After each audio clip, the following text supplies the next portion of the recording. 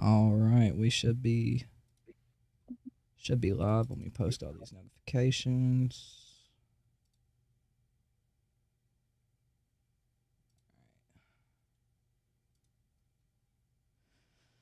All right. Um, I guess we'll kick it off. I just kind of like have my notes like segmented from your video, like as it went Yeah. on. Tutorials in Mortal Kombat and fighting games in general. You talked about hmm that a little bit in your video, talking about how hard Mortal Kombat One is. And hmm hmm I'm definitely not going to argue that. Like even like I still haven't been able to do like the Homelander combo trial, but I would argue that combo trials have always been hard, right? Like we go back to like what was it, King of Fighters 2002, I think, and Yep. the later King of Fighters, like they're super fucking hard. Even Street Fighters are hard. Are we live now, by the way? Yeah, we're Sorry. live. Yeah. Um, well, what I would say to reply to that is if you play like Mortal Kombat Deception or Deadly Alliance or any of those and it teaches you the combo trials, they're Yeah, not hard. You can do them. Easy. yeah.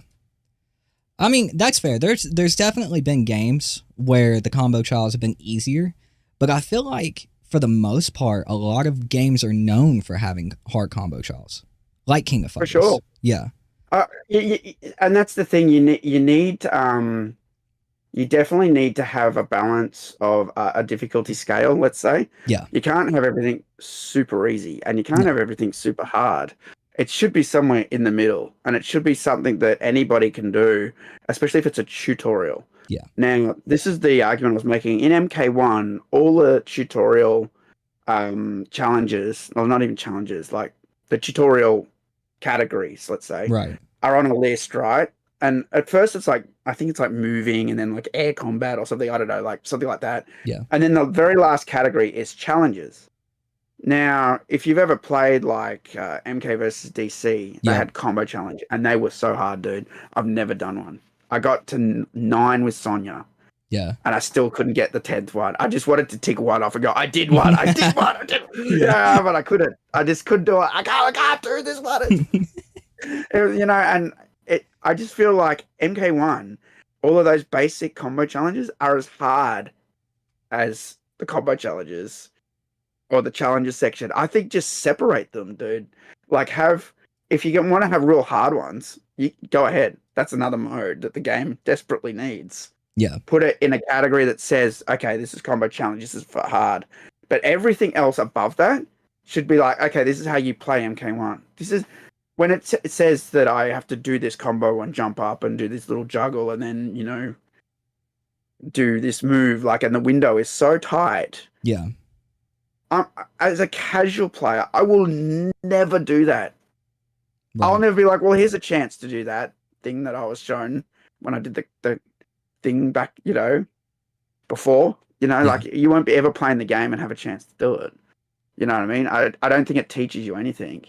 And so what I say is that all the basic stuff should be sort of easy to middle of the road to do. Like anybody should be able to do it. right, But still have a little bit of a challenge there.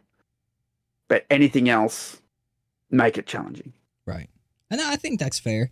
It kind of leads me into the next thing. Um, well, a segmented point of that because it works so well for this. Talking about like the competitive design of the game. I'm definitely in the court of the game as like super casual, dude. I think along with less so than MK11, right? Like MK11 is probably the easiest fighting game I've ever put my hands on. So many combat mechanics, defensive mechanics, etc. It just made it super casual. MK1 less so. But you said in your video that you think WBNRS designed the entire game around the FGC. I do. The question that I have for you to kind of combat that, I think a lot of people would agree that MK1 was rushed. When we got our Yes. hands on the beta, everybody, including myself, at that point was saying like, this game needs 6 more fucking months in the oven. Absolutely. hmm Uh, Definitely. so we missed out on a lot of casual modes, but you said it's designed towards FGC, but we're missing online lobbies, man. And that was one of Yeah. the most important tools used by like online tournaments to run them, you know? Mm. So I don't really think it's Well, FGC design. I think it was just rushed. well, I did say in that video that there's no lobbies and stuff, Yeah. as well. So the thing is, right, when you build a lobby system or King of the Hill, Yeah. or everything, it's just padding around what the community is, right? What or padding or dressing, let's say, Yeah. around FGC fighting. Right. You could take all the padding away, and everyone's still want to get enter a tournament. They're still going to want to win and still win like $250,000, right? Yeah. So someone at Warner Brothers went, just ship it. Yeah. Who cares? They just went, who cares? They're going to play it anyway. Because that's what these corporate assholes are like. They're like, they're going to play it anyway. They're going to, like, we're offering $100,000 prize pool or 250,000 in like the season. They're going to play it anyway. Who cares? You know what I mean? Yeah. And that's my argument. I feel like most of the game, the way the game plays, even when you're playing it casually, you can play it casually, right? Yeah. But the way it plays is for FGC players. It didn't used to play that way. And that's sort of what the core of that argument was. Right. I would definitely like in the way that the game actually plays, right? Am I misunderstanding you there? Like in the second to second gameplay? Sorry, say that again? Sorry. Are you talking like in the second to second gameplay? Am I misunderstanding you? So let's say I'm playing offline, right? Right. Okay. And I remember there's a video I got. I've got it on my hard drive, but I can't play it. And I was Nitara, and I was doing this move that clearly she like spins around with her claws out or something. Yeah. And it's clearly like a 2-hit move. But when I jumped over their head and did the move, it would only hit them once. Yeah. And I tweeted about this. I'm like, is this a fuck up? Like, what's going on? Like, if I do it in front of them, it goes hit, hit. If I jump over them, the first hit misses, and then the second hit lands. Now, it's either a glitch or, oh, it's like that because you jumped over their head and it thinks you're like trying to start a air rush combo or whatever, right? Like, there's all these added like things that were not part of Mortal Kombat originally, this up block and stuff, right? Right. And I guess as an older Mortal Kombat guy who's played through all of them, all the older games sort of added on. Yeah. Right. And then there were drastic changes in like 11 in this game that I didn't like. Right. I just felt like they were changing the way the game plays. Like, for example, you got like Scorpion, right? Right. I think it was in 11. You do his harpoon and you pull over. Get over here, right? Yeah. Couldn't uppercut. I'm like, and then someone's like, well, you got to enhance it if you want to uppercut them. I'm like, what? Yeah, I could definitely agree with that. Like but that's always been like even Sub-Zero in MK9. doesn't have to enhance his freeze to get a free hit. Yeah. Do you know what I mean? I'm like, that's a bullshit thing that they changed to appease fighting game communities to make it more technical, right? And that's what it comes down to, is they've added so much more technical stuff. And like I said, I'm not fully against it. Yeah. But I think they've lost a bit of the balance that they used to have. And it was like pretty. I think that's where we kind of like agree and disagree, because like I'm a person who's absolutely a part of the FGC. Like, follow professional players. I've played in tournaments, shit like that. Being that person and knowing other people in that, I think they would actually agree with you. Like going back to like Injustice 2, MKX, MK9, where you weren't having to. It feels like added things just to make the game's matches last longer for the competitive aspect of it. Like they want as many Evo moments as they can get in the match to make it like hyper. I don't know what the reasoning is for that. It's always been stupid to me, but I would argue a lot of people actually prefer it to where it's like, yeah, you can throw the spear and you pull them in, you fucking uppercut, you get a combo. If you want to do it again, you have to enhance it then. So like, I feel like we all agree. It's just the aspect of feeling like it's designed for one set of people or not. Because most people would agree with what you're saying. Yeah. So I get like some FGC guys that come in the chat, and I had a guy come in, and he's won before. He said, Yeah. his name was Kai, I think it was. Anyway, he said this game is hard on purpose. He said, and I know people that pay. There are people who are apparently Mortal Kombat 1 tutors. Yeah. And they pay people to teach them how to play the game on a technical or pro level. Yeah. I'm like, yeah, there's that that for everything. That, like, it's overly technical. Like you shouldn't have to pay anybody. Like, I feel like MK1 is accidentally overly technical. Like with the cameo system, the cameo system doesn't work the way a normal assist system works. Like if you play Marvel vs. Capcom, like any of them, or another assist game. I played X-Men versus Street Fighter. That's the closest I'm going to get. Yeah. Like, I mean, the assists feel completely different. You press the assist button and assist comes out. Mortal Kombat 1 just feels janky. Like you have to fight it. Like you're fighting the game to play the game, right? That's right. And I feel like and I'll use that X-Men versus. So I'm not a big Street Fighter fan, right? But I worked in an arcade, right? And so we had next to MK3 X-Men versus Street Fighter on the big screen. And sometimes, because I worked there, I was able to play all the games for free. So sometimes I'd just try it out. And I'd play X-Men Street Fighter after watching some people play. I'm like, oh, that's cool. I saw the Akuma thing, the Raging Demon. Yeah. I know what it is now. But when I first saw it, I'm like, what's that? Like the screen goes black and oh, and I'm like, and a guy taught me how to do it. Quick punch, forward, quick kick, punch. And so I started playing it, and the tag system of that is so great. Yeah. Yeah. And you tag your characters in and you do your moves. And I'm not even a big X-Men Street Fighter fan, but I had a lot of fun playing that game. And I always played Akuma and Dalson. That was my combo. And the thing is, something that bothers me that Ed Boon always says is when they had the tag system in MK9, no one used it. Yeah.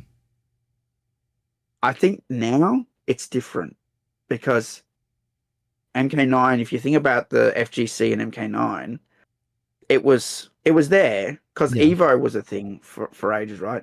But it got bigger and bigger, like bigger prize pools and bigger things right? And now it's really big. And I feel like now they have different netcode too. MK9 had bad netcode. It was terrible. Now it has good netcode. Yeah. Now it has good netcode. And I think tag system would be the absolute opposite. I think it would have been bananas. I think everyone would have loved it and it would have made this game. Yes. I that's the crazy thing when it comes to like some of the things that like I hear you say, like, dude, I feel like you have just had like a couple of bad apples that you've seen and like kind of gotten like your opinions from that. But most of the people that I know in the FGC, myself included, are like, hell yeah. Like I am of the opinion that MK, and I've said this in some recent videos, MK1, they wanted it to be 3 different games.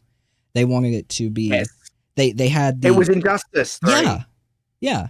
It was. They had you have the dude saying, okay, well, I want the game to be like MK11. I want the slower, more fundamentals, footsie-based, defensive fighting game, right? And then rubber you had characters. Yeah. Rubber characters, they kind of bounce. Yeah. They're not like MK where they and then you had the second dude who's like, well, I want MKX again, bro. Bring back the crazy ass combos. So we got those two. And then there's that other motherfucker in the corner who's like, hey, you want an assist fighting game? They just didn't know what they wanted to do with it. And so it ended up feeling weird. But like, you're right, dude. If they would have just done the tag system, went all in on something like that, perfect fucking game, I think. Yep. It'd been sick. I wouldn't say perfect. There'd still be some issues. There would still be people who want that 1v1. I know that should still be in it as well. You should just be able to go. Like MK9 is the perfect example of that. 1v1, that tag, King of the Hill. Yeah. Online lobbies. All of that should have been in MK1 because this is a newer game. And that's an older game. And an older game shouldn't have more content than a newer game. That's kind of the problem we're running into these days with games, though. Like, the older ones got more fucking content, dude. Like, it's crazy. Yeah. And one thing, too, I was at PAX 2018, and Derek from NetherRealm came over. He was the guest for Warner Brothers. Yeah. And they were holding a big Injustice tournament, right? Yeah. And he signed all my stuff. He signed all my Mortal Kombats. Real cool guy. Really nice. And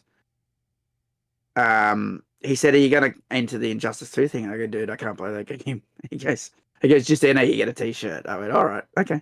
I'll get a free t-shirt." So Yeah. I entered to get a Injustice t-shirt. It's got that wireframe of like Batman on the front. It says IGINJ2 or something on the back. Anyway, before I had to play him, I had to play someone else. And he's one of the commentators of that video, if you look when I'm playing Derek. Yeah. And he beat me. He goes, "Dude, you try and rush in too much." And I'm like, "I'm not really a fighting game player." He wiped the floor with me, right? Yeah. But then when I played Derek, I said, if you watch, you can see me say, "Go easy on me," because I suck at this. But as a joke, Yeah. I wasn't being serious, you know. Anyway, the fight started, and I was Sub-Zero, of course, and he was Poison Ivy, and none of the guys in the room knew me. All those FGC guys. I think even Woz was there. Woz was there. Yeah. All the big guys were there, right? And the fight starts, and I immediately pop him up with the sledgehammer. Yeah. Right? And then I go into a combo and bang, bang, bang, bang, bang, slide. And then you can hear those FGC guys for just like 5 seconds go, "Oh, who is this guy?" Yeah. Yeah. Right? Like I knew what I was doing. And I was just going hard with the combos. And then, of course, Derek is a really great player. I knew about him from MKDC days. Yeah. Right, developer days, and he's always really good at Mortal Kombat. So I knew I was losing. Right. Knew it, right?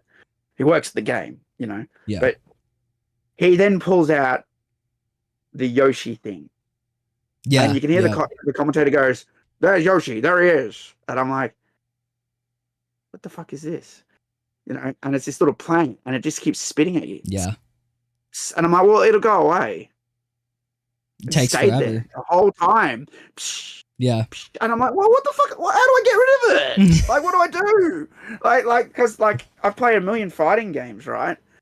And it either goes away after, I don't know, it spits 3 times and goes away, or it's there for 10 seconds, or I'm like, okay, it's not going away, so I have to make it go away. Okay, I'll use my X-ray attack, or whatever it's called in Injustice 2. I'll use the super attack. Yeah. That will get rid of it. And you can even hear them say in the crowd, "Oh yeah, Luke's using the X-ray. He's trying to get rid of that, the Yoshi thing." And I do the X-ray, and it's still there, and it's just spitting at me the whole time. Yeah. An annoying character. And I'm just like, why is that in there like that? Like, why? Like, do you know what I mean? That's one of those things that I think is silly. Like, where the game it's just for like pro players. Like, there's nothing's explained how to get out of that situation. How do I get rid of the stupid plant? Yeah. You know what I mean? That's just an example, but like for a second, it was great. I had everyone in the room all excited. I could feel what it was like to be an FGC player for about 3 seconds. Yeah. Before I got absolutely destroyed by Derek. You know, that's fine. You know, but that's just an example of how I think the games sometimes are overly technical. And I don't want to say, and it's hard because I don't want to be like the guy that's like, "Make it easier for everybody," because then you got a game that's not. You have MK11 at that point.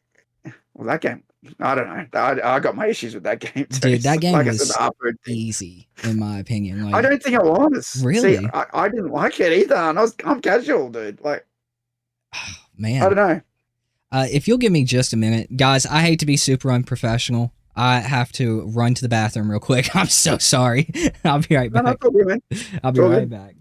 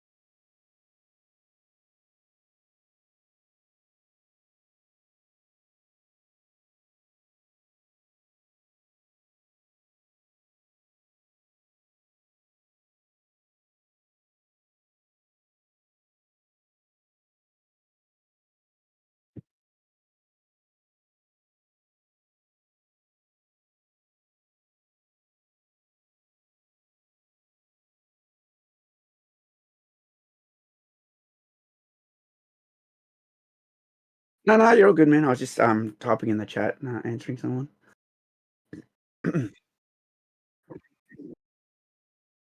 Your camera's still down. There we go. Yep.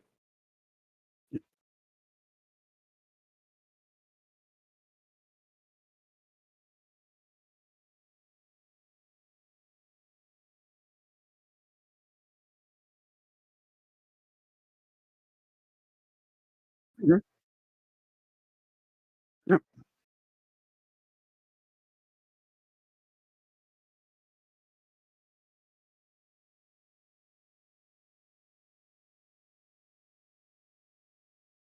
Am I muted? Somebody in the chat said he's muted for us. Just letting I'm you muted. I'm muted. Damn. Thank you, chat room. know. Damn it. Anyway, Hagen. thank you. Competitiveness in tournaments have always been like a part of fighting games, all the way back. Evo's 20 plus years old at this point. Could you like? I feel like when you talk about the FGC in that manner, you're kind of shitting on the community, right? Like, No, not at all. Okay, could you explain that to me? Not at all. So when I talk about, frame data, for example, let's talk about the comment. It's like I said before, it's overly technical, I believe.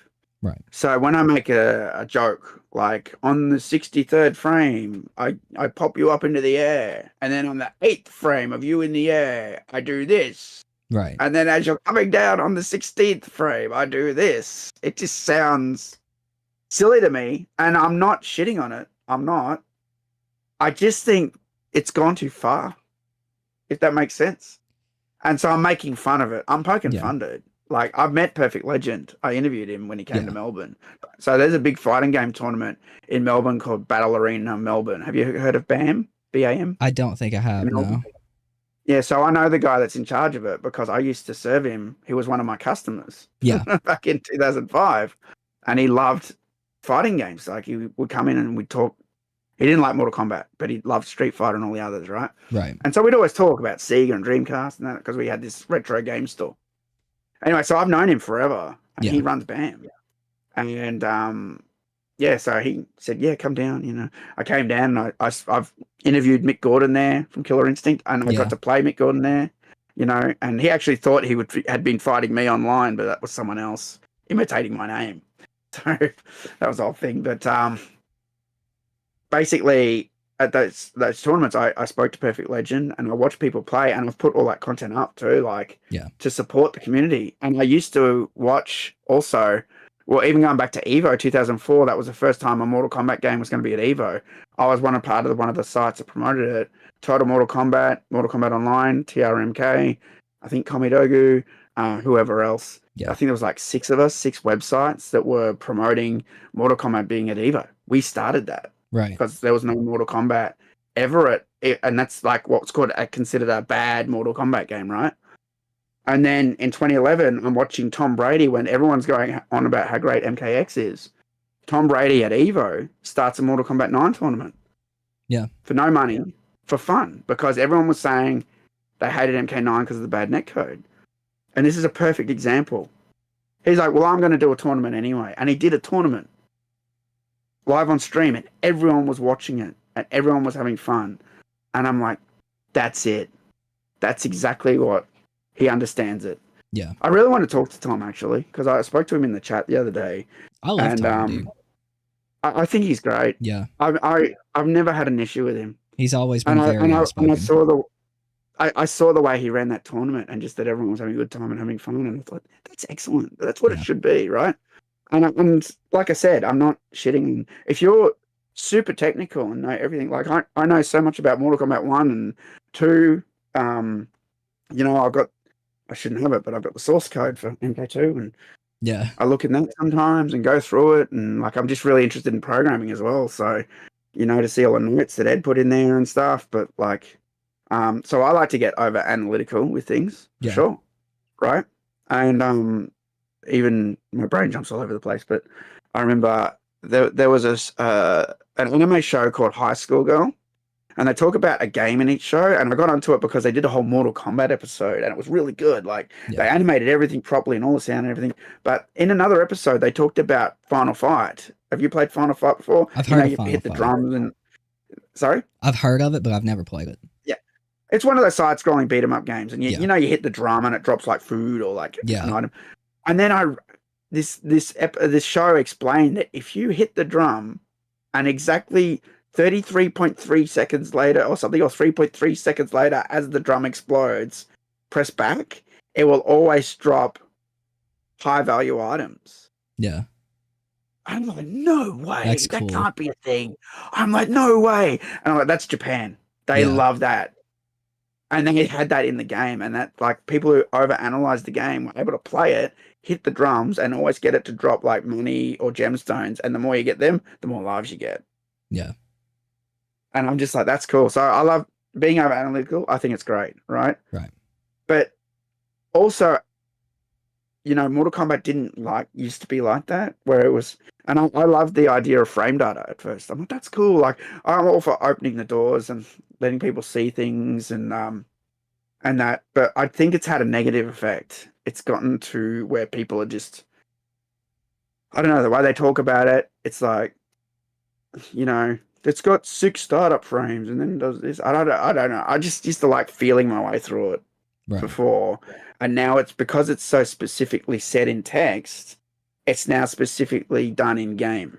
Right. If that makes sense. But how do you think that's negatively impacted it? Because in my opinion, I feel like all that's done, like these advanced training modes from Street Fighter to Tekken to Mortal Kombat, which Mortal Kombat still has the like most lackluster training mode between the three, right? Yep. Like I feel like all that's done is taken people who wouldn't normally take the time to be like, oh, fuck, this is just pissing me off, where they have this like advanced form of learning the game. They can be like, oh, well, I can figure that out on my own, right? Like, I feel like that's just helping and bringing more people into the space. Like, how do you feel like that's negatively affecting stuff? I think it's become too technical. Right. Right. And here's the thing. You said something I went back and watched all of that video. And later on you said something along the lines of, it's not our fault that we're better at the game than you are. Right? Yeah, I was definitely still in my feels when I said that. That's fine. Yeah. But an example I want to make is, you're not better at the game than us. You're better at the current game, and the current game has changed. Because I would say, if you play me on the classic MKs, I will whoop your butt. I would take that challenge. You give me, okay, so you've had years and years. You give me 2 days, I can get you. On which one? MK1, 2, or 3? Any of them. I don't mean to talk high, but like what we were talking about before stream to like out both of us. I'm not going to say it, but what we were talking about before stream. It's nothing to do with that. But I'm just making a point, right? Yeah. That I was probably better, or new tricks in the older games that you might know of. And well, you yeah, even just for said, sure. I need 2 days. I did 2 days because you might not have played them as much, right? You're younger, you've played the newer stuff, right? Yeah. I've played all of it, but it's changed. It has changed. Yeah, so of course you're better at the ones that changed dramatically because you've learnt that one and you're young. Yeah. And your reflexes are the best. Do you know what I mean? And we're old and crusty and our reflexes aren't as good. And we're better at the old game when it was a more simple design. Right. So basically what I'm saying is, even though the older games were a more simple design, there were still nuances that you had to learn. It wasn't just, oh, I hit him in the 86th frame to get a free hit and then go in for a juggle, right? Right. It was basically, Raiden's kick is a bit longer than Melina's.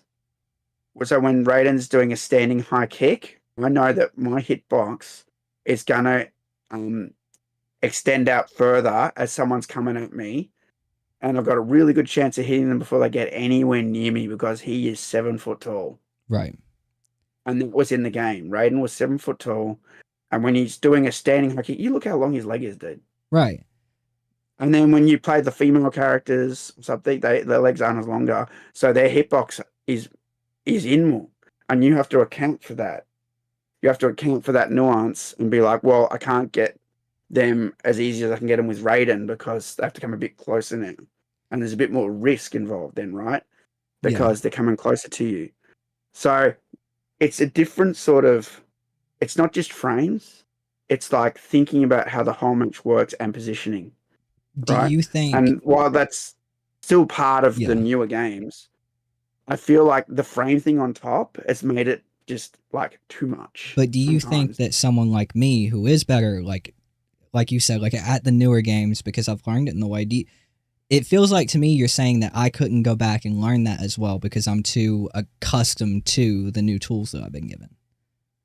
Because I mean, I went back and learned Third Strike, right? Like I play Third Strike pretty well, and that has no frame data or anything, you know. Mm-hmm.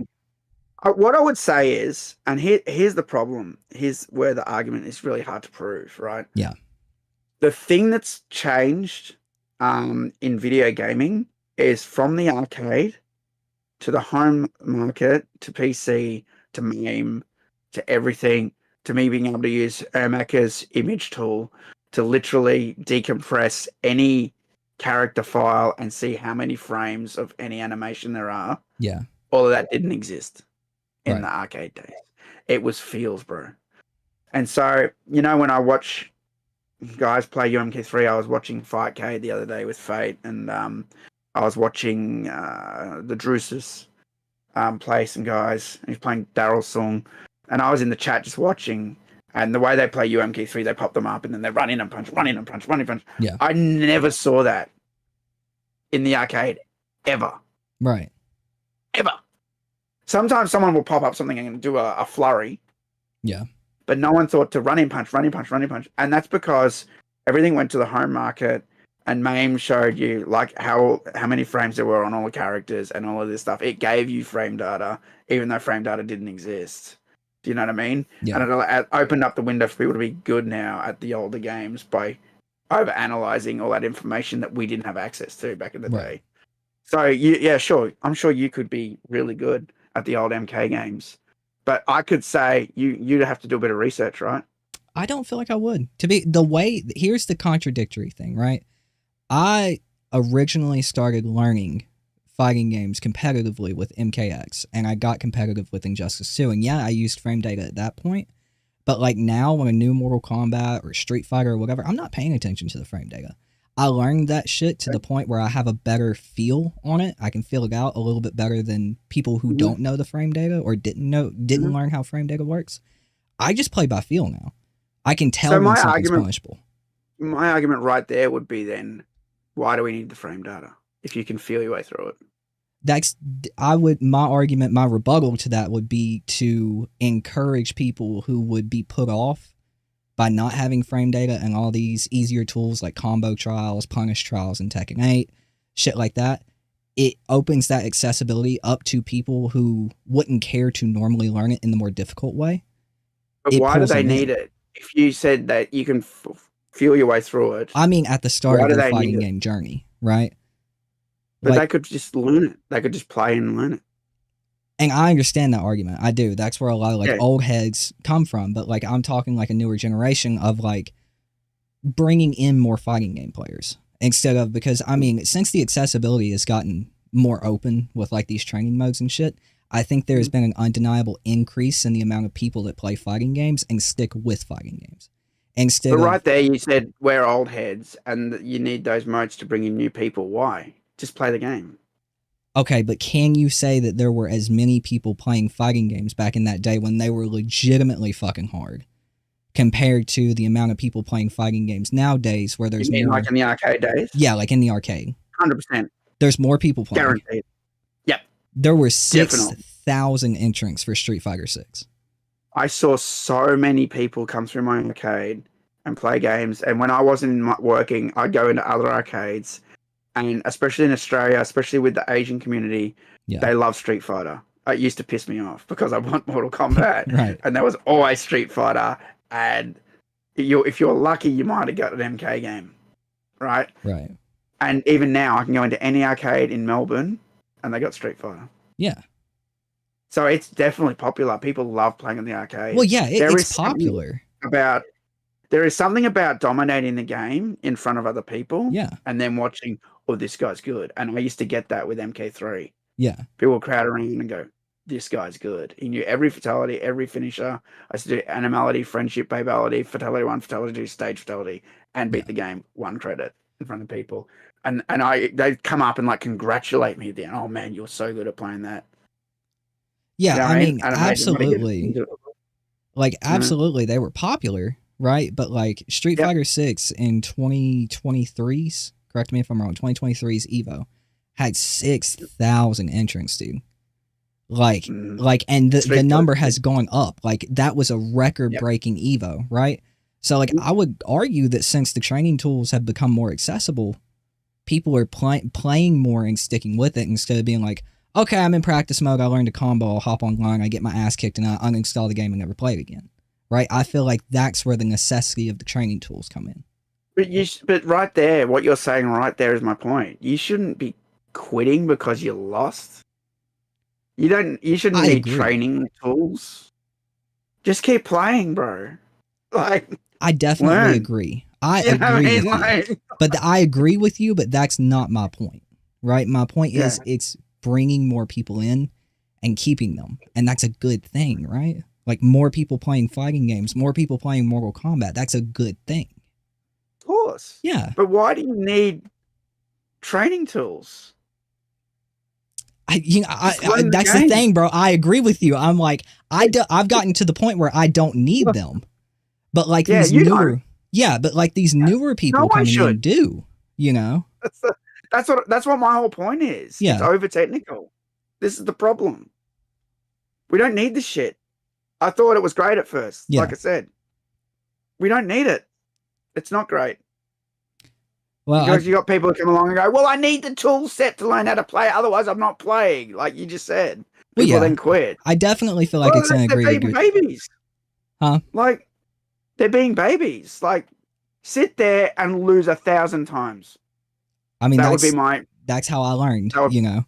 That's how you learn. You know. You only learn by failure. Mate, I've failed at so many things in my life. Everything. Electronics. I got better. My soldering now is on point. Yeah. Right?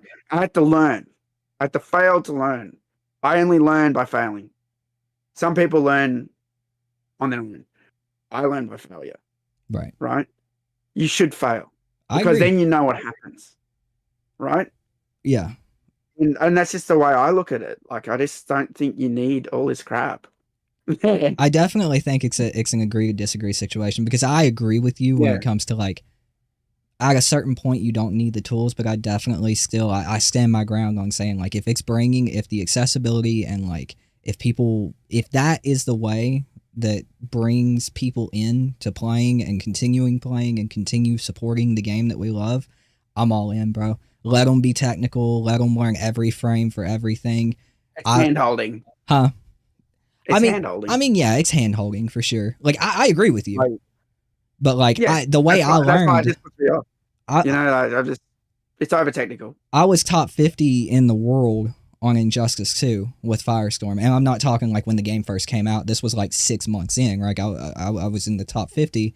And I got there because, I don't know if you've heard of him, Titanium Tigers. He's a competitive player.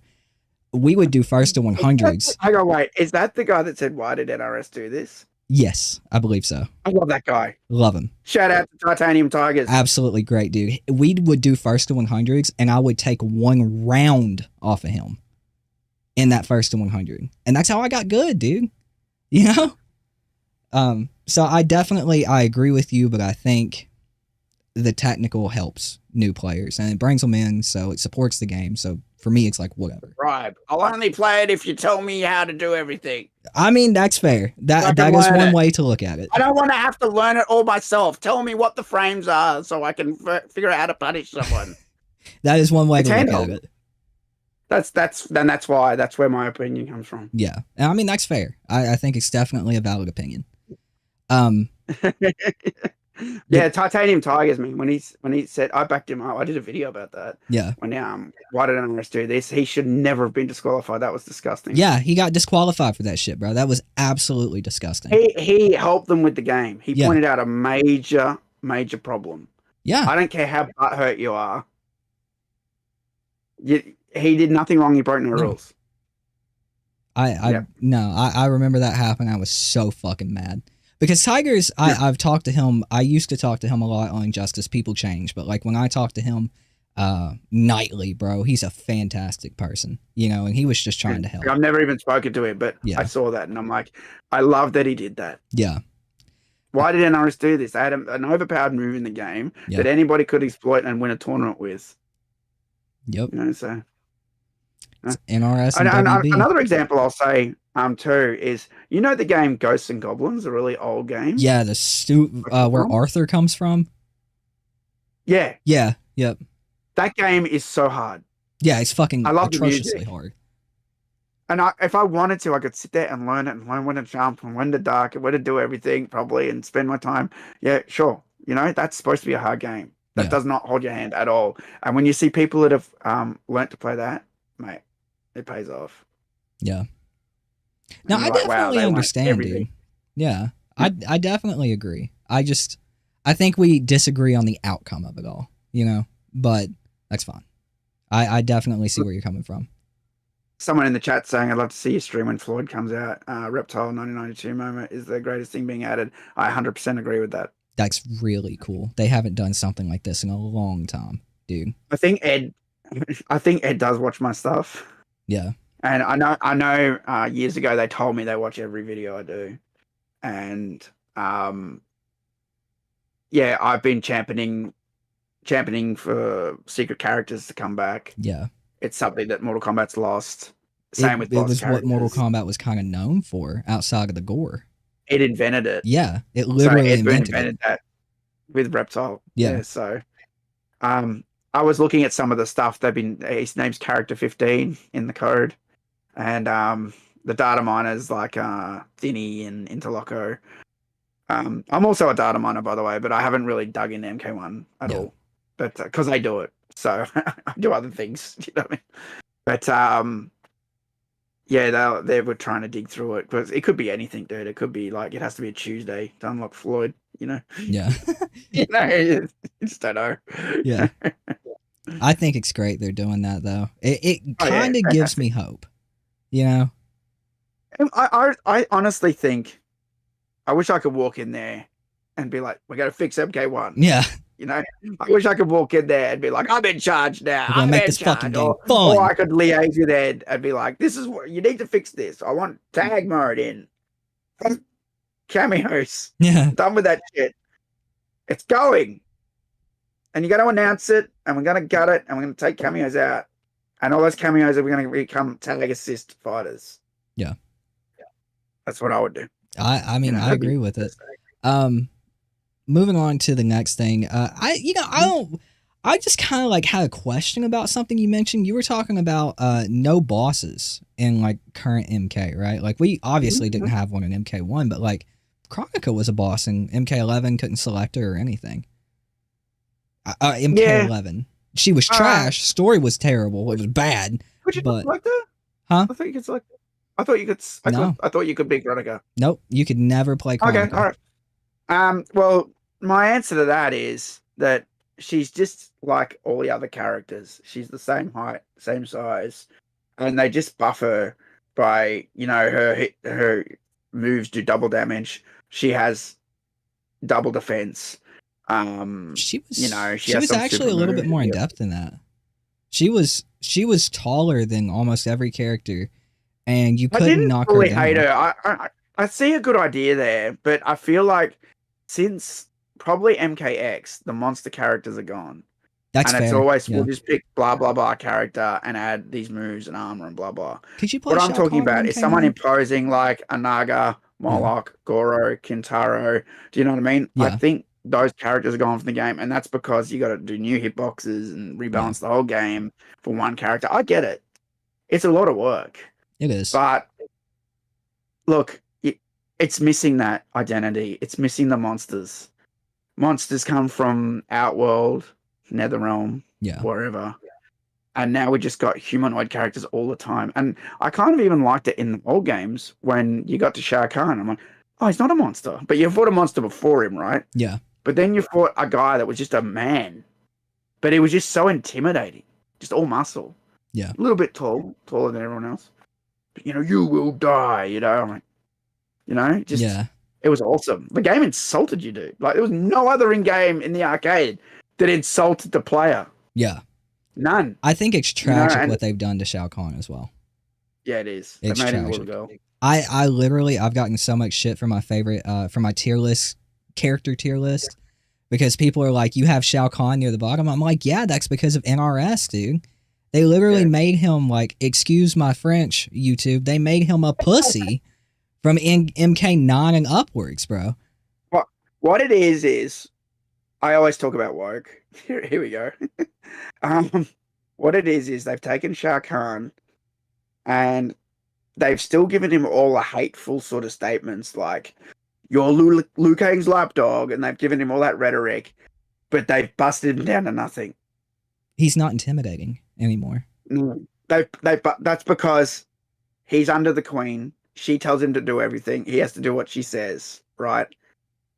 And so he can't be the character he wants to be because he's always under the thumb of some other character. Like Sindel in Aftermath.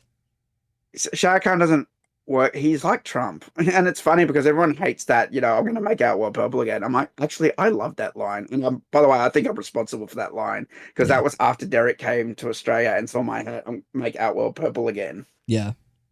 And he said, we love that hat, by the way. And I just think he is that. There's nothing wrong with saying that. And he thinks, he doesn't like, now I've forgotten his name. The other Khan, Kotal Khan. Yeah. He doesn't like Kotal Khan. That was probably the only thing I liked in MK11 when they fought each other. That was pretty cool. Yeah. I loved that because I kept saying in the videos, he is not an emperor. No way. I didn't like Kotal Khan. I didn't either. No. I hated that character. I'm like, there's no way you take over from Shao Kahn, who would like slit someone's throat for fun. They were scared of him. Like he was psycho. Do you know what I mean? And he's lost all that. He's lost his psycho, intimidating. Like he's just nothing now. He just doesn't feel powerful anymore. I don't know. Like he got mocked every time you saw the character in MK11. He got his ass beat, and then and then they retconned Sindel, and that was the worst story decision they've ever fucking made. Thank you, because I will not shut up about that. That made me so mad. Even my wife, bro. My wife got into Mortal Kombat with Mortal Kombat 11 again because I told you off stream I tricked her. But I got her into Mortal Kombat and like it explained Sindel and everything. I explained Sindel, and then we got to Aftermath and we played it together. And she's like, "That was fucking horrible. Why'd they make her evil?" They turned her from a tragic character to an evil character. And it makes no sense. My friend said, and even she didn't like it. I explained it to her. I'm like, she committed suicide and she's not gonna, be there under Shao Kahn's rule and all that. And then in this one, she's like, ha ha ha, I lied. Yeah. I like Shao Kahn. It made no sense, dude. My wife said in chat, "You tricked nothing." And you had no idea I was a nerd, honey. I tricked you. I was so mad about that. It was terrible. I still don't shut up about it. I think it's actually the worst thing that Mortal Kombat's done. Like, how does it make sense? I know we're veering off, chat. This is an interview, but this is two MK fans talking MK. Sindel, like in the original trilogy, she sacrificed herself to do that protective bubble over Earthrealm, right? In what sense, in what way do you make it make sense that she was actually evil the whole time if she did that? That makes zero fucking sense. You can't without writing all the other character bios, and they didn't. Because when you have a character that has connections to everyone else, like Katana, Jade, King Jared, whatever, right? Yeah. When you change one person's story, it has to make sense with all the other characters as well, and it didn't. No, it didn't. No fucking sense was made. That is legitimately, I think, the worst piece of writing. That was a very trash writing. Yeah. And I'm one of the guys that brought up the Dominic thing. I kind of regret it a little bit. It's gone a bit crazy. Whenever someone says in a video now, it's because of Dominic. It's because of my tweet. But the point of my tweet was I said that they used to have a big writing team, like 5 writers, okay? And it got reduced to 1 guy, and he's kind of lefty. I don't know if that's why that stuff got put in the game, but we need to go back to the old days where we have more writers and the story was more solid.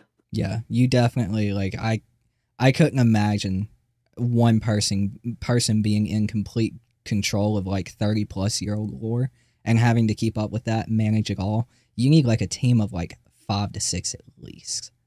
But it would make sense. They had that guy on their team, John Vogel. Yeah. And I don't know what happened to John Vogel. He still works at NetherRealm. He still works in the game, but he's not in the story anymore.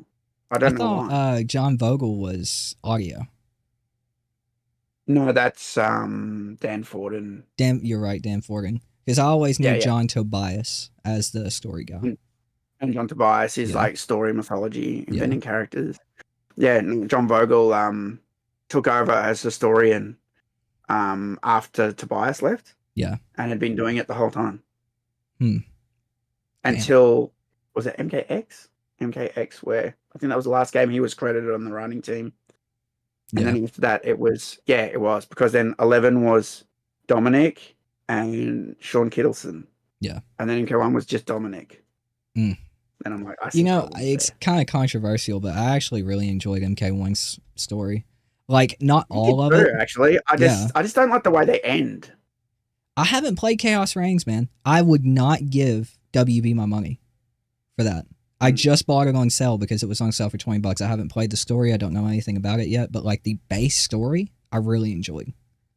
Was really enjoying it until the end, and then it just ends and happy ending. And I'll pay the bill. No, you pay the bill. The end, and I'm like, what?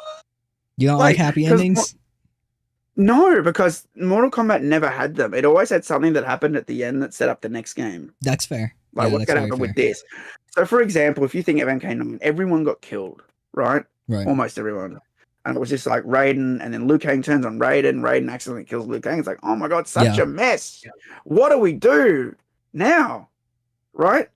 Yeah. So I was dying to find out what happened next. And even before that game, with Armageddon and the Pyramid, and like, how does the next game continue on? And MK9 had the best intro ever, where it literally started from the Temple of Argus. Yeah. I'm like, this is sick, and everyone's dead and slaughtered. And it's just Shao Kahn and Raiden. And we got the answer. They're the guys who made it to the top.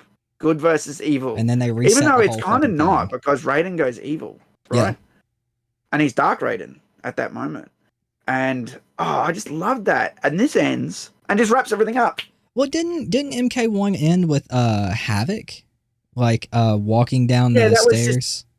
Yeah, but that's what I mean. It just felt so cheap. It was already a character that was in the game. Timeline. Yeah, but it was just like, that's from another timeline, and we encountered this, and that's Havoc.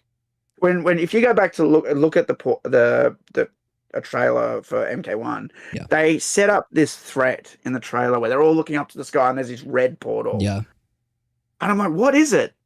And before the game came out, I'm like, what is it? And then it was barely answered. It was something really mediocre in the story. I can't remember what it was. Do you remember what it was? It was something referenced once, and that was it. And it was like the portals or something they were trying to shut down, like near the end. But it wasn't campaign. It wasn't like any character or person or threat. But they made it look like that in the trailer. They made it look like there was a big threat. And this is something I always say with story writing: you have to have a big threat. You have to have a reason for whatever, right? And it didn't really do that. And that's when they realized we need like someone, and that's where Havoc came from. And I'm like, okay. But then I got my argument where I don't think he was imposing. Like, that should have been a Naga. Let's just be honest. I feel like Shang Tsung was definitely set up from the MK1 trailers to be the main villain, and he ended up being the main villain in 2 separate ways. But I feel like they were definitely heading in a direction with like the character stories and everything for the story expansion to deal with Onaga. Because we directly got Onaga in, I forget whose fucking ending it was. Maybe Shao Kahn's? Reiko's ending. Yeah. And I feel like they set him up. And then it was just, it's just Havoc. I still haven't played it, so I don't know what the fuck happens, but it's just Havoc. And then like Noob Saibot, and now we have no Sub-Zero. You know, like Sub-Zero Scorpion and Sub-Zero's Noob Saibot, and there's no Sub-Zero. Like, what the fuck are you guys doing? You know, that was the one thing I didn't like. I didn't like their man buns, their ninjas. I'm just like, I don't know. That's just, like I said, I always got about woke stuff, and I'm just like, come on, it's like an American with a jar of Vegemite. They put it on too thick. Yeah. Yeah. You know, because you always see those videos of Americans trying Vegemite going, it's disgusting, but we always laugh Yeah. because they put it on like jam, and it's concentrated. You're supposed to put it on real thin. Yeah. Anyway, I'm using that as an example of woke. They just everything's woke in it now. Like when you play Chaos Reigns, Scorpion gets immediately defeated by someone who was in a training simulator one chapter before. Yeah, So, like I said, I haven't played it. I did ask Fate. Yeah. I asked Fate, like, I'm going to be completely honest. I'm not really for overly wokeness in media and video games, whatever, but I really didn't feel much of that in MK1. Maybe it gets worse in Chaos Reigns, but, like, I didn't really feel that. I did. I think with me too, I'm in Melbourne in Australia, and we were the most locked down city in the world. Yeah. And we had to get vaccinated. We didn't have a choice if we want to keep our jobs or travel. Wow. Right? I didn't want it. Yeah. At all. I did not. And that's not, I have my own reasons for that. But I will say this, I didn't want the flu shot either. Yeah. And the reason is I'm young. I'll fight it off myself. Right? If anyone else wants to get it, go ahead. But they made us to keep our job. We were threatened with, like, you know, and I took it right up to the last day too, hoping that it would get changed, and it didn't, you know? And then this game comes out, and every time you win a needle. It's called Booster. Booster. And I'm like, I know what they're doing. Yeah. You know, they're just reminding me to go get vaccinated. Because needles have no part in Mortal Kombat. They never have. And that might sound crazy to some people, I know. But it's not. It's the truth. And I know people... So I've worked on a semi-big movie production in Melbourne. So I know people who are in the industry that are still working on movies. Yeah. And we hear from them about the DEI officers. That they had to do this, they had to do that. Must do this, must do that. I hear about it from entertainment companies that my other friends work for. Got to do the welcome to country, got to do this, got to do that. They get paid this much money to do it. Like, so I know about this stuff, right? So I know it's a thing, and I know that's why it's in these games. Right. And I just pick up on it, dude. Like, it doesn't matter how small. I'm just like, there it is. So you can even go watch me stream the Chaos Range story. And after it, I went into the collection, and I saw that picture of Sonya in World War II. Yeah. With Johnny Cage. And I'm like, what? We're going Battlefield 5 now, are we? Right. You know, that was a big controversy for Battlefield 5. Women weren't frontline soldiers in World War II. No. And like that's something they've been pushing since Battlefield 5.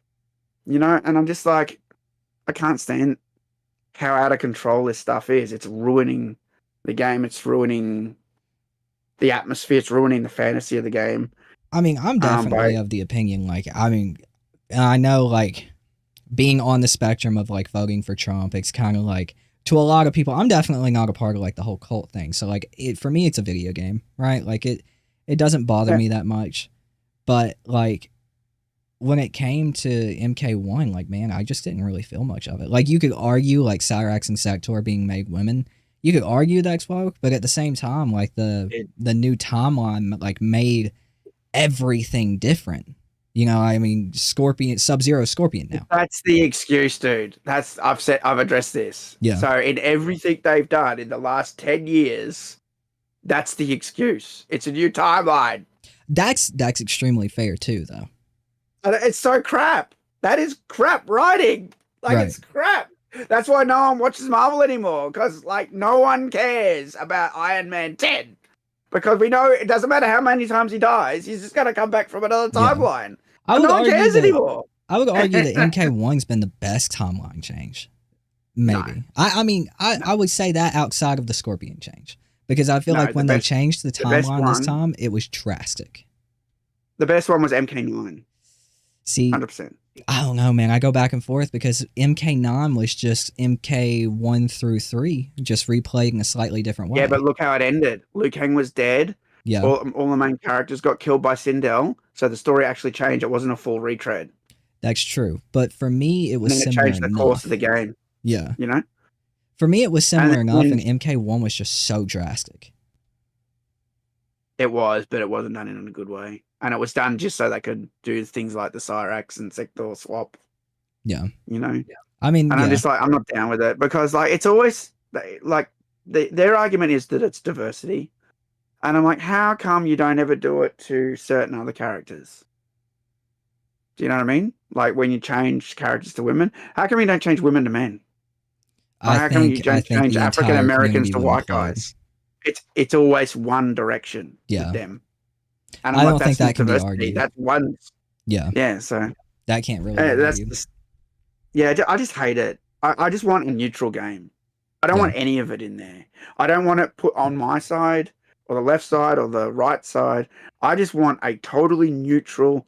We're not going to push anything on either side game. You Like know, how it used to and be. that's something I can absolutely agree with. Let's get video games Yeah. back to being fucking video games. You know. Exactly. One more Mortal Kombat related question before we go into Yeah. like drastically different stuff. Guest characters, yes or no? This is the opinion I have on guest characters. Okay, so I'm going to lay it all on the line.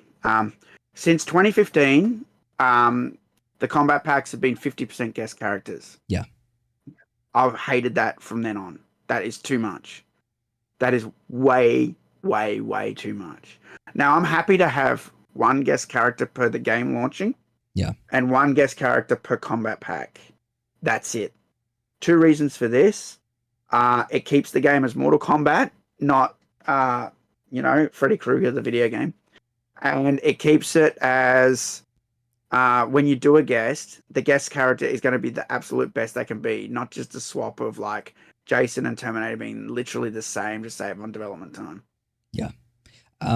I am the guy who will stand on a fucking hill with my pants pulled down with guest characters painted on my ass. I fucking love them, but I can't agree that they've gotten 3 guest characters and a 6-character combat pack is kind of crazy. Yeah. Even though I'll contradict myself and say MKX did guests the best, but there were only 4 characters per combat pack and 2 of them were a guest character. Was it 2? Was it? Yeah, Yeah, it was 4 back then. Oh, yeah, it was 4. Yeah, it Yeah. was 4, and then first combat pack was Predator and Jason, and Predator and Jason, and then Tremor? Leatherface, Alien. Yeah, and the second one. Yeah, 'cause For it was some like reason- Baraka. Yeah. I guess because of how well the game was, how well the game was done and everything, like it just didn't bother me. But like, even though I'm so for guest characters, like 3 is a lot in a 6-character combat pack. I feel like 2 would be a lot better for MK characters, 2 guest characters, kind of like hit that middle ground. But yeah, I just feel So like you guest can see characters do a behind lot. me, you can see all the movies. These are all Blu-ray and DVD, right? You can see. You Yeah, can see right here that I have the Scream collection, all 4 Scream movies. I love horror right. and I love the 80s. I was born in 77. Yeah. So I've got, I don't know, 8 different versions of Predator here on Blu-ray, DVD, 4K. Same with Terminator 2. I love all those movies. I love all those characters, especially RoboCop. Like I Yeah. love RoboCop, right? I still don't want it in Mortal Kombat. No. Like at all. Even though they did a great job and the voice, no. Really? Like, no. It's not a Mortal Kombat character. It kind of goes You back know, to my and- argument of like that it helps the game so much though. It doesn't. They just tell us that. Oh no, I it just absolutely does, disagree. dude.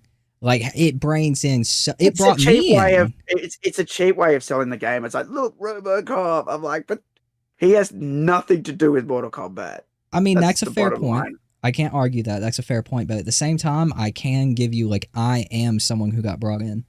Like I played Mortal Kombat as a kid. Like I played Deception. That's how I remember Johnny Cage. How Johnny Cage looked in Deception. When I think of Johnny Cage, I think of his Deception design. But like I didn't play Mortal Kombat until MKX. I had a TV commercial come on for the Combat Pack 1 with Jason. I was like, oh shit, Jason's in the game. It's like, okay, I want to play that now. And then I saw the Chop Suey story trailer with System of a Down. I'm like, I'm playing this motherfucking shit. But it was Jason that pulled me in. And I feel like that's happened to so many people. And that guest characters are one of the reasons that fighting games are so big now. And that's sort of why I hate it. It's pulled in people on a false premise. They weren't pulled in on Mortal Kombat characters. They were pulled in because it's got Rambo. Yeah, but can't it be argued that the guest character pulled them in and the Mortal Kombat characters kept them there? Not really, because I think once they're done with the guest character, you're different because you're a fighting game character, fighting game player, right? Yeah. But I think most of the other people, just once the gimmick's worn off, they quit. That's fair. I wish we could see like numbers, statistics on like PlayStation. So do I. They never show it. No. And I will say, I think Freddy was such a good choice as a guest character, and that's why I think limiting it would make them more strict on who they put in and why. And I think Freddy was perfect. He comes from the dream realm. It makes sense. He can move through realms. Yeah. Okay. So that makes perfect sense. But RoboCop, Rambo, Leatherface, it's like, come on, bro. Like, I feel like the only way they could be argued, and I put a video out about it today, I think. It was like, why is Conan in T-1000 in the game? That's what the video is called. And it's like, exactly. And I'm defending it because it's like they're from the same era. Like they pull all these characters from like the 80s and 90s, you know, 70s, 80s, and 90s. So I was there, dude. I was watching the movies at the cinema, dude. I watched Terminator 2 at the movies. Like Terminator 2 is my favorite movie, by the way. Yeah, it's a fantastic movie. I love it. Yeah, and I hate that he's in Mortal Kombat 1. Damn, man, really? Yeah, like I can't stand it. Man, I just think it's like an insult to the movie for me. I just think it helps the game so much. Like, and I feel like fighting games have just gotten so popular. And I've met Robert Patrick. I got special permission to go in there and photo him before the cons and the panels, and you know, got to talk to him a bit. And I just they're not part of the same thing. You know, It's just weird for me. It's just I don't know. It's like if they put. Sometimes I make drastic little jabs at it. It's like in 2015, I was like, I can't wait to play as Harry Potter in the next Kombat pack, and William Money for Unforgiven, and Dexter as guest characters. I can't wait for that. And they're all characters that I really love. Yeah. Right? I don't want them in Mortal Kombat. I mean, that's fair. Dude. I think it's another like agree to disagree thing. Like I just think I wish we could like I said, I really wish we could see the fucking statistics because like I know. If we could see like years back, man, it would be crazy. Because I mean there is some type of thing out there that people are sharing to like defend MK1 right now. Showing that it's like the 7th most played game on PlayStation. Is that thing in purple? Yeah. That little chart? It doesn't say where that's from. I hate that. Yeah, it's apparently the 7th most played game on PlayStation this month or last month or some shit, and people are like, the game's fine. But it's like in a content creation, Twitch stream, community support way, like, not really, dude. If there's 200,000 12-year-olds playing the game, that's not really helping the game. You know? And the thing is, too, sometimes there's like a lot of trickery behind those numbers. And like, for example, I remember back in like 2005, I had this like gripe against Sony because we were working in this retro game store, and me and my boss were like, you know, screw Sony sort of thing. Yeah. And we got into these arguments on like the Sega forums. We're like, why are you like PlayStation fans now? Like PlayStation killed Sega, and you're like, oh well, PlayStation now. Like you should have gone to Nintendo. They're like the sort of on the same level with each other. They're sort of the underdogs, right? But everyone ran off and bought PlayStation. And our argument, and then we got into arguments about like sales figures, and that's, PlayStation sells so much. And we know that PlayStation 2 did sell a lot at the time. But we actually dug up data at the time that said they were selling consoles, but it didn't mean they were going to people's houses. It was that Sony was shipping consoles to stores. Yeah. And the consoles had a lot of stock. And I think this is more the PSP, actually, not the PlayStation 2 argument.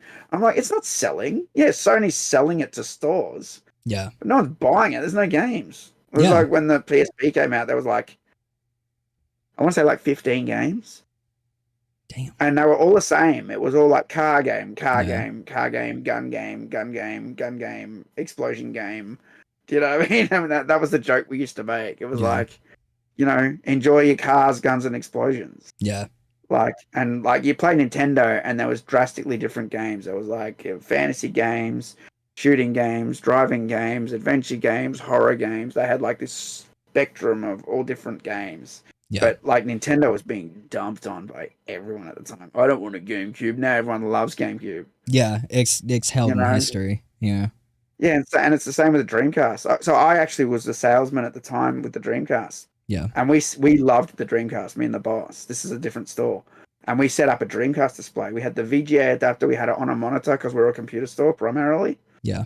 And we had this whole Dreamcast display. And everyone would see it and go, what's that? They would see we had Dead or Alive 2 on demo the most because it looked the most rendered. It looked fantastic, right? Yeah. And everyone that came in basically wanted to buy a Dreamcast on the spot until they said, but does it play DVDs? Yeah. And I just said, well, no, it's a game console. Yeah. And they're like, no, we'll buy a PlayStation. And I'm like, these aren't gamers, dude. Like, and then they turn around and go, oh, it's really sad that the Dreamcast died. I'm like, you wanted to get a DVD player. Come on. Yeah. I know you. Chat room and Total, if you guys will give me just a minute, we're going to get into like our last segment. I'm going to run to the bathroom real quick again. We'll address some people in chat real quick, and then we'll get into that. But I will be right back. Sorry, chat. I shouldn't have drank anything before this fucking stream. Jesus Christ. No, it's all good, man. No problem.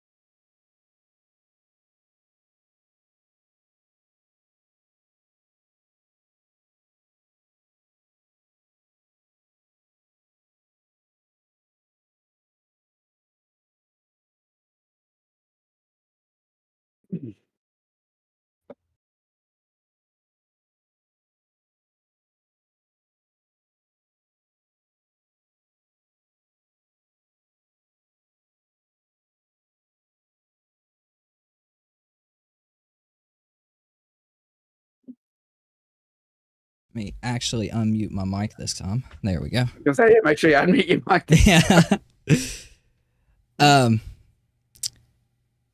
Hey, Waverly, I appreciate it, bro. Anybody in chat, real quick, I'd like to take a minute. I wanted to do this segment with Fate, but I completely forgot, dude. I was flying by the seat of my pants with that stream. Anybody in chat, if you have any questions for me or Total, go ahead and ask them before we get into our last segment. Let me make the chat a little bit bigger on my screen. If you guys prefix your question with TotalMK, I'll see it because it puts it in orange on my screen. Yeah. Or Tooten on his screen. If it puts it in bright orange, it stands out. And also, Total, if you have any questions for me, man, you can shoot too. Oh, yeah. Yeah, no worries, man. No way, Tooten is here. Just discovered him 2 weeks ago. Now he's in the big ranks. Good shit. Hey, I appreciate it. Dewarmonger? Yeah. The Warmonger. Can y'all make Outworld purple again? I can get the hat. I've got the Make Mortal Kombat great again. I was talking to Fate about that. I was like, I don't really care for that hat because of what it signifies. But the Make Outworld purple again hat is dope. I would buy one of those. Absolutely. It's dope. Have you seen the other one? Yeah, the Make Outworld purple again. Yeah, I saw it on your channel trailer. Which, by the way, is fucking hilarious. I forgot I was wearing that, yeah. Which, by the way, is fucking hilarious. I filmed that in my kitchen. It was just the jumping down off the counter. I'm like, fuck. I'm like, I gotta do something funny. I copied that off iDubbbz, I'm gonna be honest. Did you ever see the I'm gay meme? Yeah. Yeah. I Yeah. just copied that off him. I'm like, I need something funny. I'm like, that was funny. I'm like, oh, I'll It just do made me that. But then laugh. I'll just say MK stuff though, like, you know. I actually removed iDubbbz from that trailer. I re-edited it a Yeah. week ago. I At saw least that I you don't mind. re-uploaded it 5 days ago. Yeah. Yeah, I don't know what he's about now. Unfortunately, sad. I really liked his the way he approached topics. Yeah. Like, I thought the content cops were excellent, and they made those content creators better, and they've admitted that. Yeah. So, and he's just like, I'm sorry for everything I did. I'm like, come on, you didn't do anything, dude. Anyway, that's a whole different topic. I mean, I think it can definitely be said that a lot of people these days wouldn't have survived a Call of Duty lobby back in the day. I was playing Counter-Strike last night, mate. The stuff that's said in that game, This motherfuckers are rough. you would go into the fetal position. Yeah. As Aussies just have no filter, and we have a rule on that server that you can say whatever the hell you want. And we've had Americans come on and go, yo, and just lose their mind and quit. Yeah. And when an American comes in, I immediately go, hey, warning, this server is like crazy, bro. Can't handle it. I think we got sharing is caring at Tooten and TotalMK. Do you think Ed Boon is honestly running out of ideas for guesting, is being forced to find more under WB? I'll let you answer first. I would say that there's definitely been moments where, because Ed said it, they wanted to put a certain character in the game and then had to put someone else because they couldn't get that character or couldn't get the rights. Yeah. And it's then made them just pivot to someone else that they might not have thought, oh, this is a good fit for the game or something. Like, I don't know what happened with Ash, but he was definitely going to be in the game. Yeah, and he was in the. I he think was they said. I think they said, oh, who was it? I think they wanted Pinhead. Yeah. Pinhead would have been excellent, and I don't think they could get Pinhead as well. So then they just go someone else. Oh, we'll just go blah blah. Like, I feel like Ghostface was that. I feel like Ghostface was a swap. My opinion on that is, I actually, sharing, if you want a more in-depth opinion, I actually put out like a video talking about just that today. They're all pulled from the same era. Like, outside of MK1 getting Peacemaker, Omni-Man, and Homelander, they're all pulled from like the 70s, 80s, and 90s. Well, it's not the same era. That's 3 eras. Well, yeah, technically 3 eras, but the same vibe, right? The same vibe, like Conan and RoboCop and Rambo. Not really. They are very different. Well, I lived mostly through the 80s and 90s. Yeah. And there was definitely a different vibe. With characters and with pop culture and stuff, right? There's definitely different music and everything. I mean, I could just say everything's the same vibe for any time period, but honestly, they're all different. Like 70s and disco time, and 80s had like the 80s and the synthesized music and like some really cool stuff, and 90s had sort of more alternative stuff, and like, I would say that they're different eras. I especially think that Scream is like a 90s, and like Rambo is Rambo's I think early 80s. Normally I know the dates movies come out, but I can't remember Rambo off the top of my head. And RoboCop, 84, Ghostbusters, that's not a guest character, but that was 84. I think the horror characters can definitely be argued, but like they've also Jason just had was a theme. 80s though, right? Yeah. 80s action heroes like Rambo, RoboCop. Leatherface was 70s. Leatherface was 74. Friday the 13th was 1980. Yeah, T-1000 is 90s. Yeah. So they're pulled from different eras, really. That's fair. Freddy was 80s and 90s. Like you can definitely say different eras for that. I think at least when it comes to the horror characters, it makes sense. But I mean, to be fair, like these days, right? Like I didn't live through it, no, and you did obviously. So who am I to argue with it? But at the same time, when I look back on that, I'm definitely like grouping like Conan and T-1000 and Jason, all of them, Predator, Alien. I'm grouping them together. Like they're in the same spot in my mind, even if they were, one was 70s, one was 80s, one was 90s, right? Mm. I think a lot By the of way, I people. don't know why my webcam's got some green flickering issue. I'm sorry about I've that. I noticed, don't know but why. it's all good. Yeah, no, I'm not sure what's going on with that. Um, I think that they are slightly different, but I know what you're saying. Yeah, Like most of the action characters, like are sort of similar, but some might be a little later. But yeah, I think some of the horror characters are a bit more 90s, or late 80s. yeah. Like the action hero theme that they've got going on is definitely like later Mm. on. Um, Because a lot of people were pushing, and this is the other thing I didn't say about guest characters yeah, was it becomes a thing where, and they've said it. Ed Boon made me laugh when he said that once. Whoever's the loudest gets their character in the game, and that yeah, made me laugh. It's kind of true. yeah, Um, Everyone was like, "Put Terrifier in the game. Put Terrifier in the game," which is a character from like the last few years. yeah, You know, I'm like, don't do that, please, don't do it. I'm sure it'd be great. It would look cool. They do all the poses. They get the guy. They do all the faces, everything. You know, and I'm just like, but this is what I mean. Anybody can then demand anything in the game. yeah. You know what my biggest fear was? That Chrome was going to be put in this game. That who? Chrome was going to be added to Mortal Kombat. I'm Chrome. like, it doesn't exist. It's a fictional character. Fictional character. Like, he Yeah, doesn't exist. But everyone was like, Chrome, Chrome, Chrome, Chrome, Chrome. And they did that for Tremor. And I'm like, I can't believe Tremor got added. I couldn't believe it. really. And Because like he was a special MK1 or forces character. MKX? Because Tremor was a DLC character in Okay, X.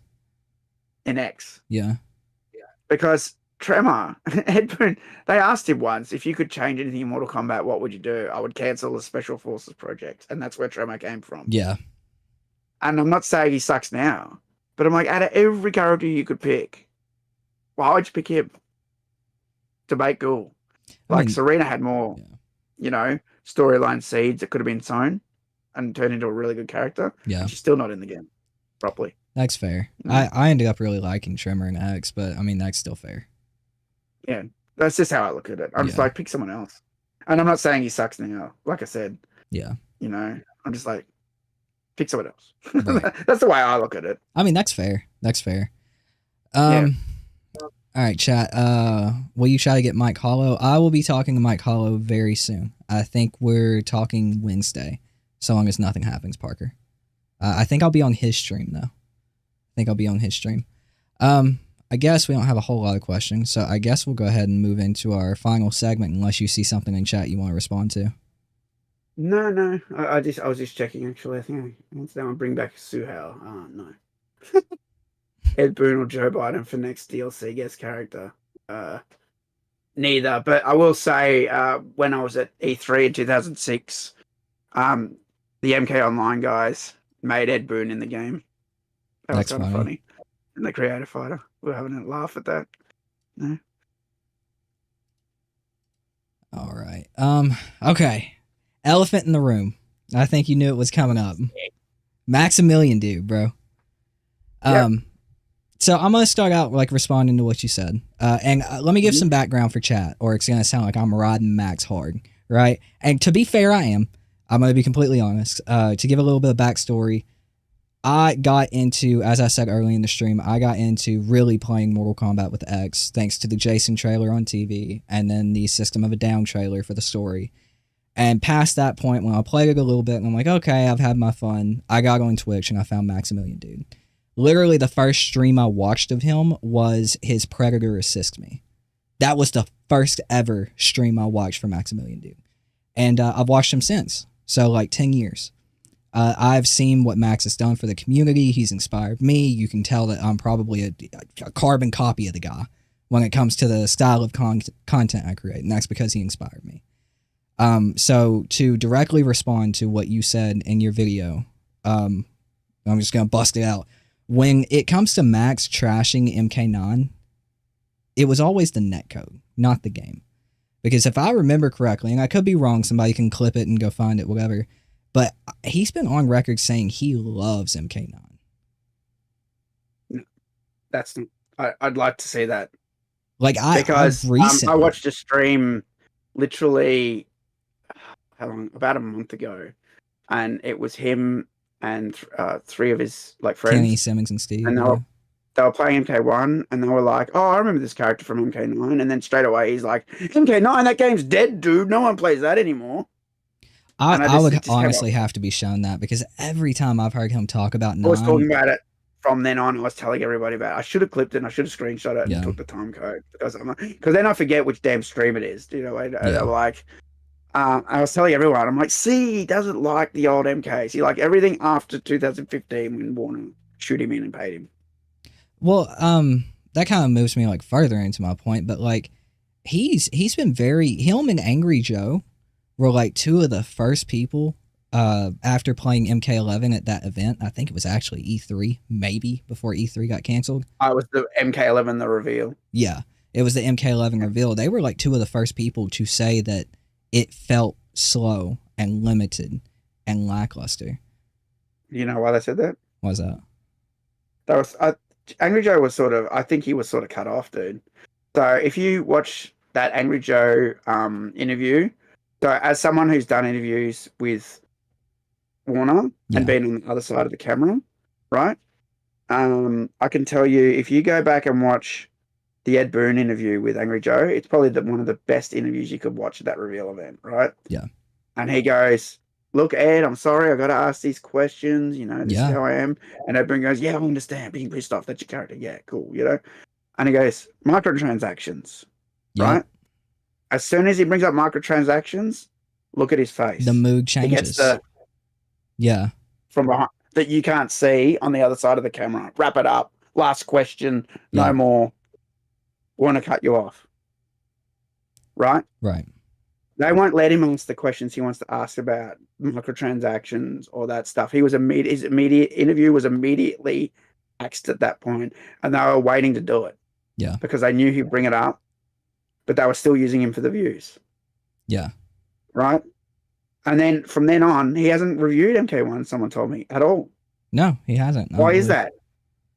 Because he hates them now. Because they cut him off, didn't give him a copy, didn't send him a free copy, didn't give him a code probably, didn't give him anything. Chat, has he reviewed MK1? From then on. Sorry? I was asking Chat, can somebody verify, has he reviewed MK1? Because I don't remember seeing an MK1 like review from him. But when it comes to Max, like you mentioned in that video that pre MKX, he just hated MK. Although I recently remember him talking about MK9. I think it was in one of his MK1 videos with the state of the game a couple of months ago, saying that he liked MK9. I could be wrong. Don't quote me. Yeah, but that's so what you can't trust the opinions now, because the opinions now come after he suddenly likes MK from MKX onwards, right? So now when he talks about MK9 now, he's not as savage as he used to be. If you go back before 2015, like I was watching all the Killer Instinct streams, and whenever MK came up, he would just roast it, dude. Like, just, it's shit. It is such a shit game, like that. And he would just put it down like you wouldn't believe. And I used to hate it. I was watching him for the Killer Instinct stuff, like you were watching him for the assist stuff, right? Yeah. I loved watching him for KI because I actually really like KI. Yeah. And I was trying to build a KI channel and it just all fell apart.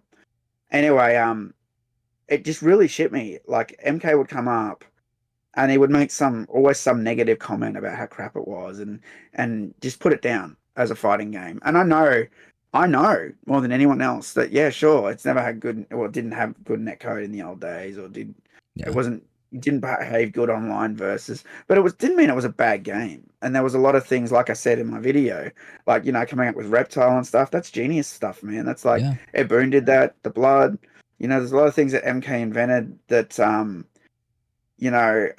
came from those old games that, the modern games use now.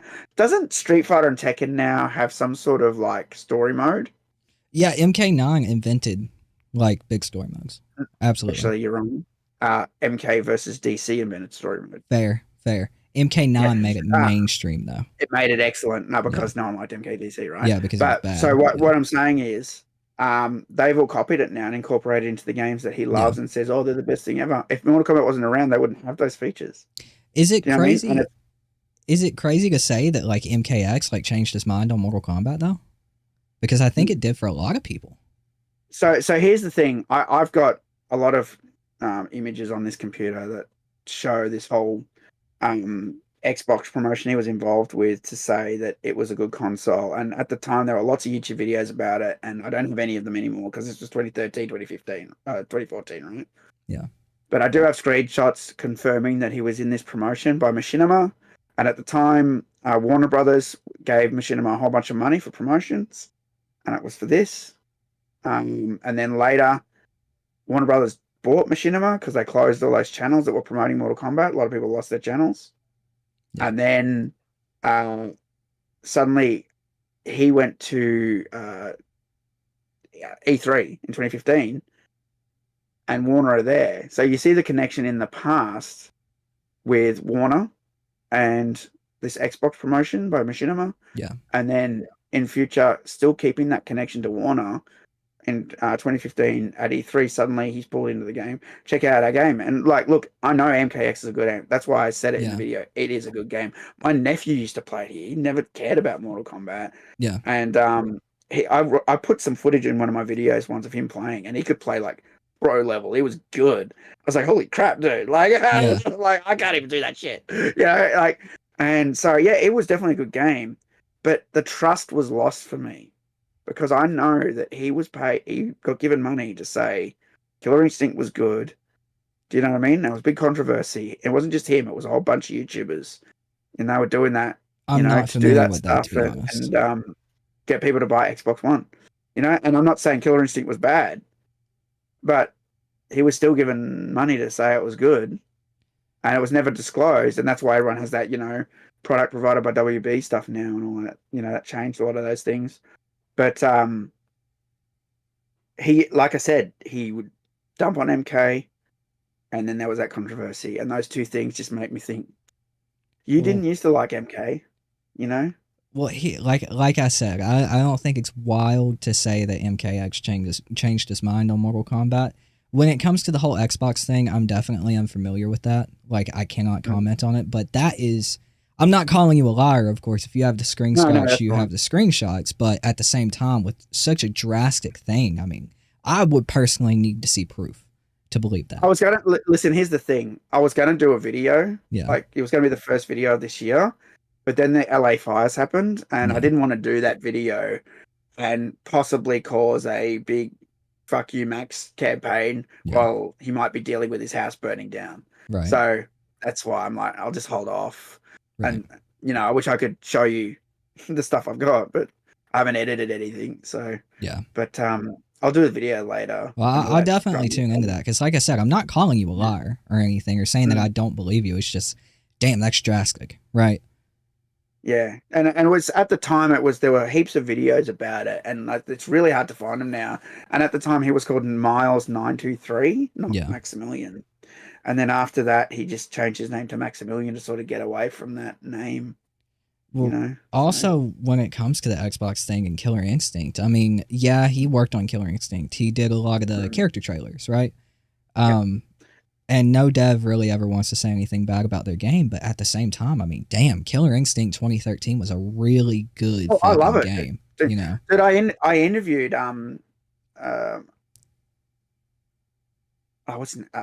Mick Gordon. Mick Gordon, thank you. Sorry, I was having a brain freeze. Mick Gordon. I've got I've even got autographs still up there. I've got 5 extra autographs. Fantastic artist. He is such a cool dude, man. Yeah. And we played Killer Instinct, and he could play the game, dude. He could really play it. And I was telling him I loved the audio design that he was doing on that game, like as you were doing the combos. Yeah. The music would react with how you were going in the game. There was that crossover, and this is something I talk about that Mortal Kombat's lacking. Having the music crosses over with the visuals, and the visuals cross over with the music, sort of thing, and it made it so dynamic and immersive. Do you know what I mean? Yeah. And he understood because he knew I was real about that. And I actually saw him, not this PAX, last year's PAX, and I talked to him for ages. He's an Aussie, isn't he? Yeah. He lives in Melbourne. Oh, that's cool. Yeah, fantastic artist. But yeah, like. That's kind of like my thing. Like, I mean, saying like Max was paid to do it or he couldn't say anything bad. Like, I can't genuinely think of anything bad to say about Killer Instinct.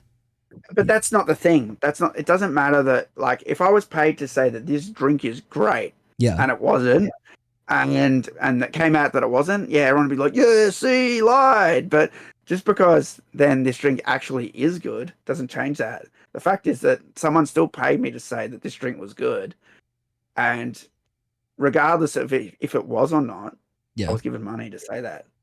I And mean, use that's my fair. platform to promote it. That's and fair. And that I got a problem with. You should never. Honesty is big for me, I agree. right? It's really big. I'll have a fight with someone to their face, and I wouldn't want to fight an argument if they're being disingenuous. I'm not afraid of confrontation, and that's what everyone says. Oh, you got so confrontational. I'm like, so? Right. Do you know what I mean? So they're lying, like, or they're telling a fib, or there's a miscommunication. Oh, let's get through it, figure it out, you know? Yeah. And that's that. You know what I mean? That's just how I am. And that's why I'm sort of different to other people where, you know, people are like, you can't say that to your girlfriend. You know what I mean? Like, I remember I was working with a mate, and I was talking to his coworker. And he's like, why don't you have a lady? And I'm like, women drive me crazy, dude. Because there's this whole, like, you got to treat them a certain way. You can't be honest, or, like, you know, that whole, like, do I look fat thing? Yeah. Do you know what I mean? Like, there's, like, certain things, or, yeah, like, example, don't ever ask a woman how old she is. Why? Yeah. Why? I think that's more of a respect thing, though, isn't it? Dude, No? I don't agree. How fucking old are you? Who cares? Women care because their looks decline and stuff, Yeah, right? So they're it's a sensitive sensitive about topic. But it's, come on, like, if I have a legit reason for asking you how old you are, I should be able to ask you how fucking old you are. I mean, I think a I knew legitimate someone, reason outside of just curiosity. She went to extreme lengths to hide her age. Yeah. She would not let anyone look at her license. Nothing. She would like, she didn't want anybody to know how old she was. Yeah. I'm like, why? Like, you know, I just don't think know. it's kind of crazy. Like, and I said to this guy I was working with, I'm like, I can't put up with that. My autistic brain just goes, who cares if you're 40, 50, 60? So they call me old man. Yeah. He's like 47. They always do that when I get into a controversy. Yeah. You know what I mean? On Twitter. They're like, he's 40. I'm like, so? It's a compliment. Been around longer than you have. I mean, yeah. You know? I mean, it's definitely an accomplishment to, like, live that long, for sure. Like, you know, I hope I make it to 40, you know. But that's the thing. See, I had a friend who ran the Fear Factory website. Yeah. Fearfactory.com back in the 90s. And his name was Yanni. And he lived in Melbourne. Yeah. And we got to meet Fear Factory because my cousin started talking to Yanni through the website. And then he got invited. And I said, can I come too? Yeah. And I got to tag along, you know, and we got to meet and we hung out with Fear Factory. I played Ray Herrera's PlayStation. I looked through his whole folder. He had every single game. Yeah. Big gamer, you know, and then he died. He just suddenly died, man. He was 28. He just died. Jesus Christ. Gone. Yeah. You know, and if you look on the back of the Digimortal CD, the album's dedicated to him, you know. Yeah. And we knew him, you know, and he was just really cool, you know. It's just tragic. such a nice guy. Yeah, and just, you know, I just don't think you're being ashamed of your age is a thing, or I don't know, you know. All my neighbors around here, where I live, they've all either died or moved on. Yeah. Most of them have died, you know, and they're all really cool guys. They're all like, so here's a crazy story for you. My neighbor who just passed away last year. Yeah.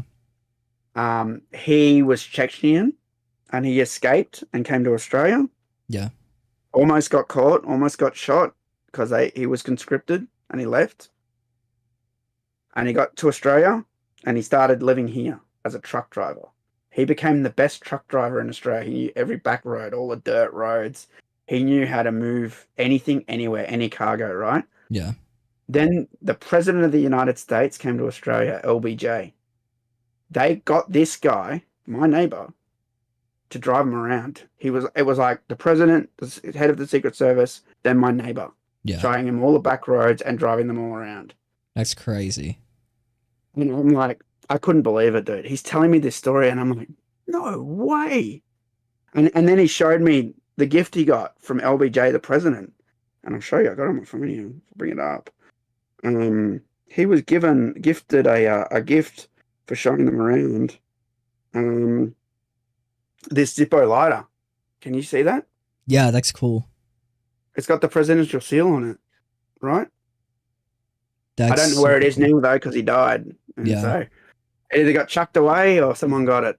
I don't know. But you know, Yeah. just this crazy history, you know. And I these think a lot people of they move along and they pass away, and you know, life's fragile, and it's just too short to be upset over little things like how old you are or pee pee poo poo jokes. I mean, yes, I definitely did. You know what? I will say I didn't write that down, but you did bring me around when like you explained like why you make the jokes. At first, I was like, okay, it's just disrespectful. That was like my whole thing of like you don't really know these people. You're talking about online personalities when you're an online personality. I'm like that's disrespectful as hell. But like as you talked about it in your video, I'm like, okay, it's just jokes. You know, like he's not saying it to be genuinely like a dick. He's just playing around. It's just Aussies, dude. We're just clowns all the time. I don't know what it is. I think it's just like we have this thing where we can just do what we want, say what we want, sort of thing. Especially dudes, we act like idiots and morons to try and press girls or whatever.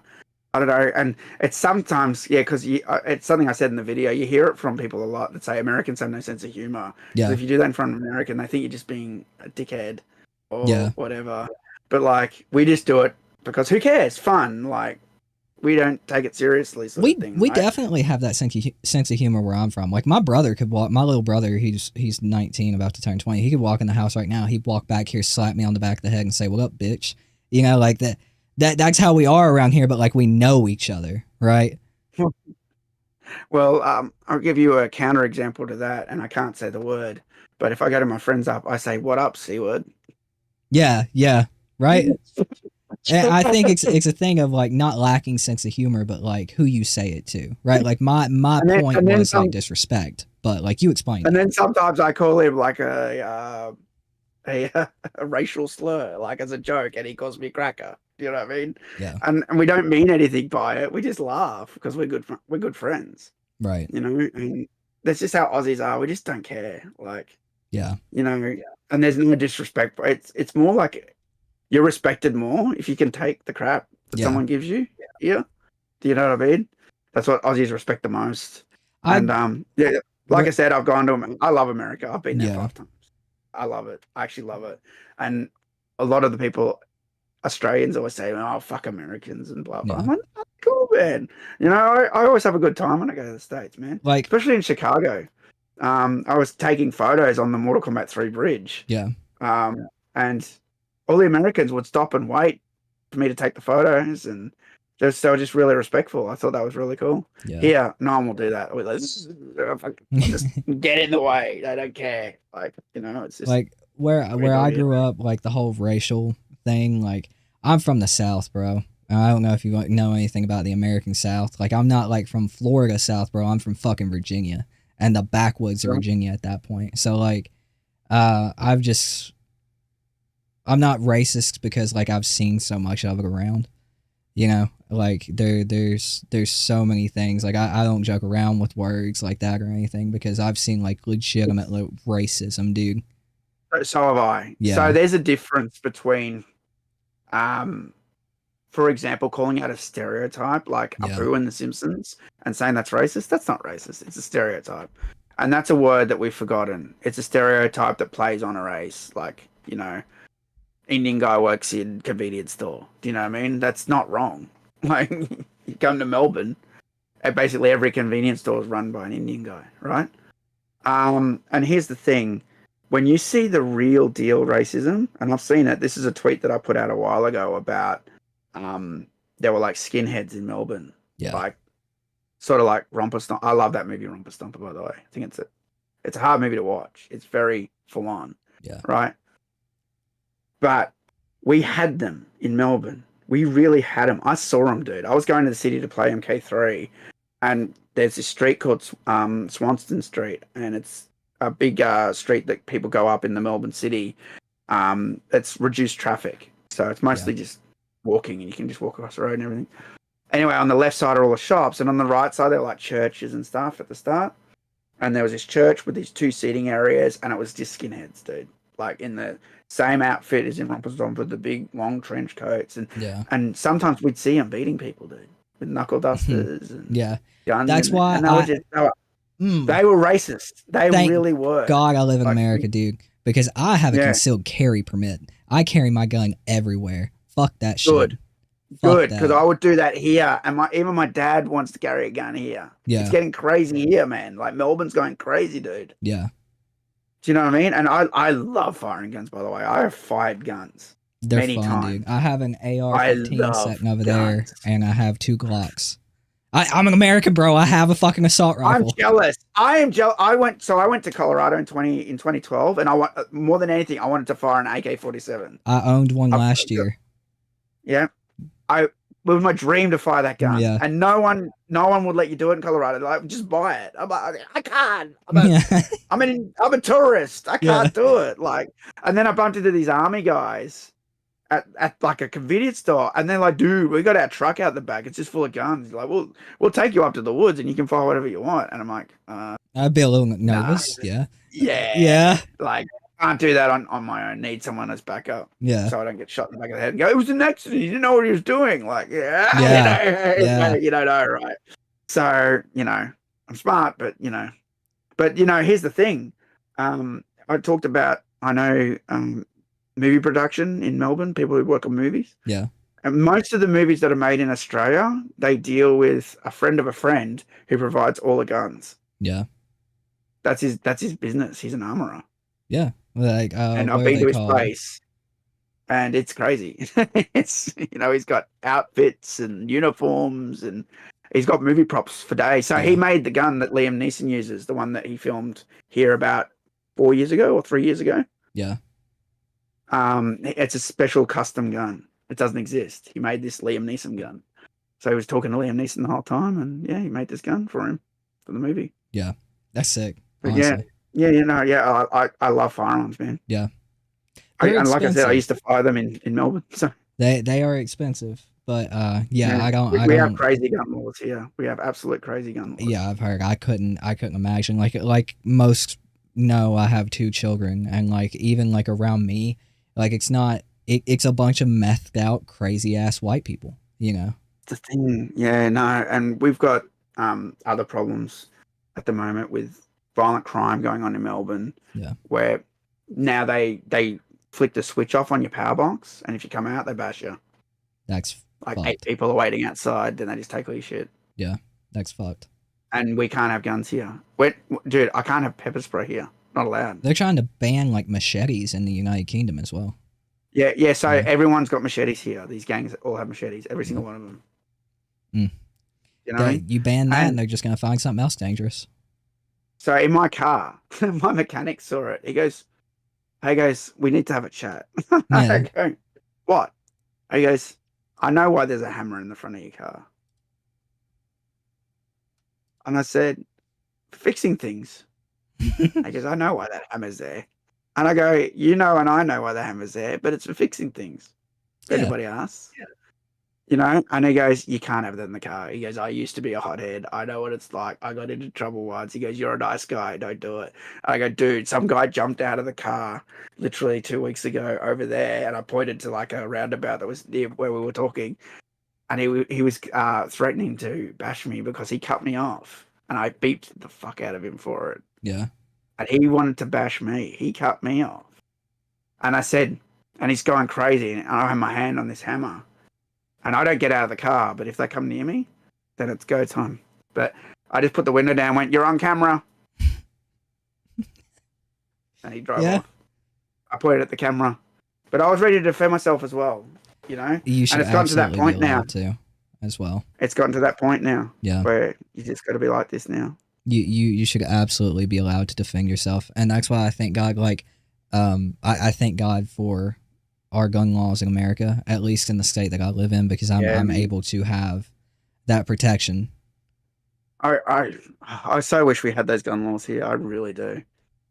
I think I really do. I think the safest country in the world, I can't remember what it is a country where everyone is required to own a gun. I cannot remember what country, but that exists. You know why? That is a country. So in Australia, what happens is people just get mad for no reason. Like this guy, I beeped him and he jumped out of the car, ready to like start a brawl with me in the middle of traffic. Do you know what I mean? Because he got honked, but he was the aggressor. He cut me off. That's how it is around and he here caused too. a dangerous situation. He almost caused the car accident. Yeah. Where I live, you have a bunch of people think they can do whatever they want. Yeah. But in America, people think twice because, hang on, wait, he might have a gun. That's honestly not even true, dude. We have some, like, where I live especially, some of these rednecks with these jacked up fucking trucks, dude. They think they own the roads and own everything. Like, one of the big road hogs. Yeah. With the Confederate flag in the window. Yeah. Yeah, exactly. Yeah. Exactly. Yeah. And they think they own everything. And yeah. I've had a couple of close run-ins with that, but I even before I had a gun or anything, I was still a fucking, like, I'm not a hothead with a gun. I've actually cooled down because I got a gun, right? Like, you can't be a hothead with that shit. That's right. But I used to be the guy, like, if someone said something to me in public, I'm waiting outside and I'm hollering at you, motherfucker. Like, come on, let's do it. You know, you got to cool down when you own a gun.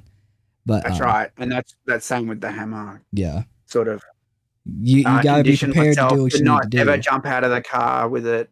It's just if they come at me. Exactly. Self-defense and only self-defense. Yeah, so you have to paint the self-defense picture 100%. Because the problem in Australia is if you get out of the car, you're immediately found guilty. Wow. That's crazy. Yeah, you should never get into a punch-on because then they're like, oh, you antagonized it, you started it, blah, blah, blah. So, That's wild, honestly. But we kind of veered off, chat. Sorry, to get back into Max, because that was kind of like my last talking point. We were talking about how he was paid, and do you feel like he was paid to say good things about MKX and moving forward about the franchise? I do, but I have no proof. You do, but you have no proof. Fair enough. I would say, like, MKX is a given. Like, it's a great game. I don't think he was paid to say anything good about it. He's definitely been sent press kits, I believe. But he's definitely been vocal about MK11 not being the best. He's been very vocal about MK1 feeling janky and weird and stuff. I just kind of feel like you painted him in this kind of corner, man, of like, damned if you do, damned if you don't. If he critiques MK, he hates MK. If he says good things about MK, he's paid. Well, here's the thing, right? It's tricky because if he was paid, my information says, let's say he was, right? Right. By Xbox, correct. Say good things about KI, right? Yeah. 100% that I'm not wrong about, right? The problem is that then when you've been hating on Mortal Kombat that whole time and you suddenly say it's good, regardless if MKX is good or not, there's that past. How do I trust him? He used to say MK sucks. And there's also a pattern of him being paid off to say that KI is great, even though it is. How do I trust him? And that's why I say I can't prove it. But my gut says that he's only saying it because he's getting benefits. Right. Well, that's the problem. And I'm not saying he doesn't like fighting games. He clearly does. Yeah, for sure. And he's really good at them. Yeah. But he's also worked on the development side as well, which is another red flag for me, because if you work in that industry, you can't then be critical, or critical like I am, like all the way critical, not softball critical, like, oh, I don't really like this mode. It's not that fun. Whereas, like, I'll say, like, this mode sucks, dude. It's boring.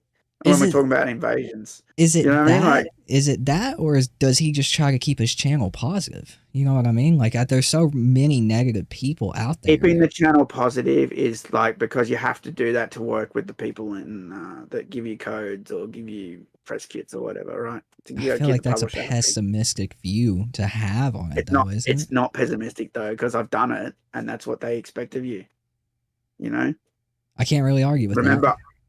Sorry? I said I can't really argue with that, you know? Yeah, because I've done it. I've worked with all these companies. Yeah. You know, if you say the wrong shit, then they won't work with you anymore. If you're too negative, they won't work with you anymore. But at the same time, don't you think Max is kind of like too big to to even really give a fuck about that. Because I mean, what does he need from them at this point? I mean, Buddy's pulling in like $100,000 a month at the very least. He's pulling more than that. Yeah, I mean, I'm Way saying more. at the very least, Yeah. dude. Yeah, no. So here's the thing: the more things you do, the more money you make. That's what it comes down to. I mean, that's fair. But at the same time, he always has other things he can make money from. That's right. But the more things you do, the more things you make, the more money comes in, and the more opportunities you get.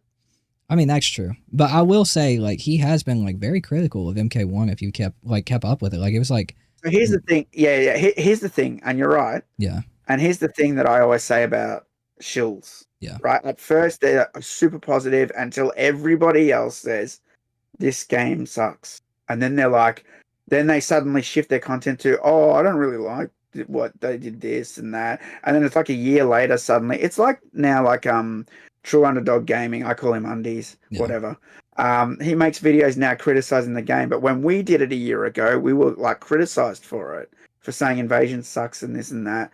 And they were like, nah, they're just haters. We were called haters and toxic and all this nonsense. But we were on point. But when it comes to Max, you can easily pull up a video of like him talking about Mortal Kombat 1 to where he says it feels better than MK11, but it still feels weird.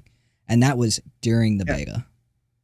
That was during the beta. So, I mean, he's always beta. He can get away with saying it during beta, right? Well, I mean, he said it into like launch as well. Like after it came out, he was like, this game definitely needed 6 more months.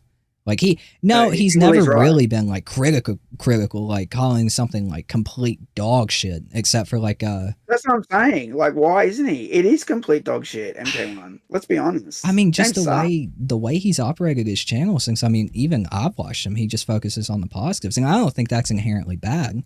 Like, nothing ever gets better by saying this is fine. It's to get all the opportunities, because if you're inherently negative, if something is and should be criticized, they won't work with you. I mean, that can't be argued. Like, I'm not arguing with that. I think it just comes down to like we're into a situation where like you say you have proof of like him doing something in the past, right? Mm-hmm. I feel like that's in the past, but I feel like it's kind of just like a nihilistic outlook on it, just to like assume that he only says positive things to get things, right? It's not a full assumption, but it's a pattern that it's something that's been done in the past. It doesn't mean he necessarily does it now, right?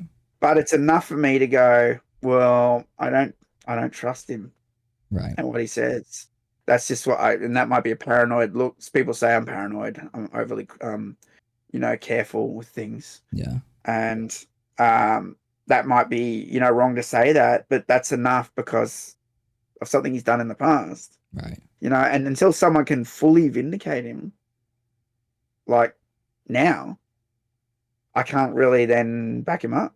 I mean, I just don't believe what he says. But if he's saying MK1's bad, it's because it is bad. Yeah. And everyone else is saying it's bad. Yeah. But that's what they do. They wait. They don't say it's bad straight away. But you're saying he did it. He absolutely did. I remember watching the videos. Well, I didn't really see that. Yeah. And maybe he's not getting paid on MK1. Maybe he shit on MK11 too much, and then they don't pay him on MK1. I don't know. I don't know. I feel like if that was the case, he'd be a lot more negative about it than he has been. He's still like, he's not like outright saying like, this is the worst fucking Mortal Kombat game ever fucking made. You said he's never negative. He's just super positive. Well, yeah, he's not outwardly negative, right? But he's been more negative. I feel like if his whole plan was to be positive so he gets things, if it was a situation where they cut him off, right, and said, we're not sending you shit, you're not getting anything, he had that opening to be completely negative. Like, why didn't he? Because you say he's never negative. Yeah.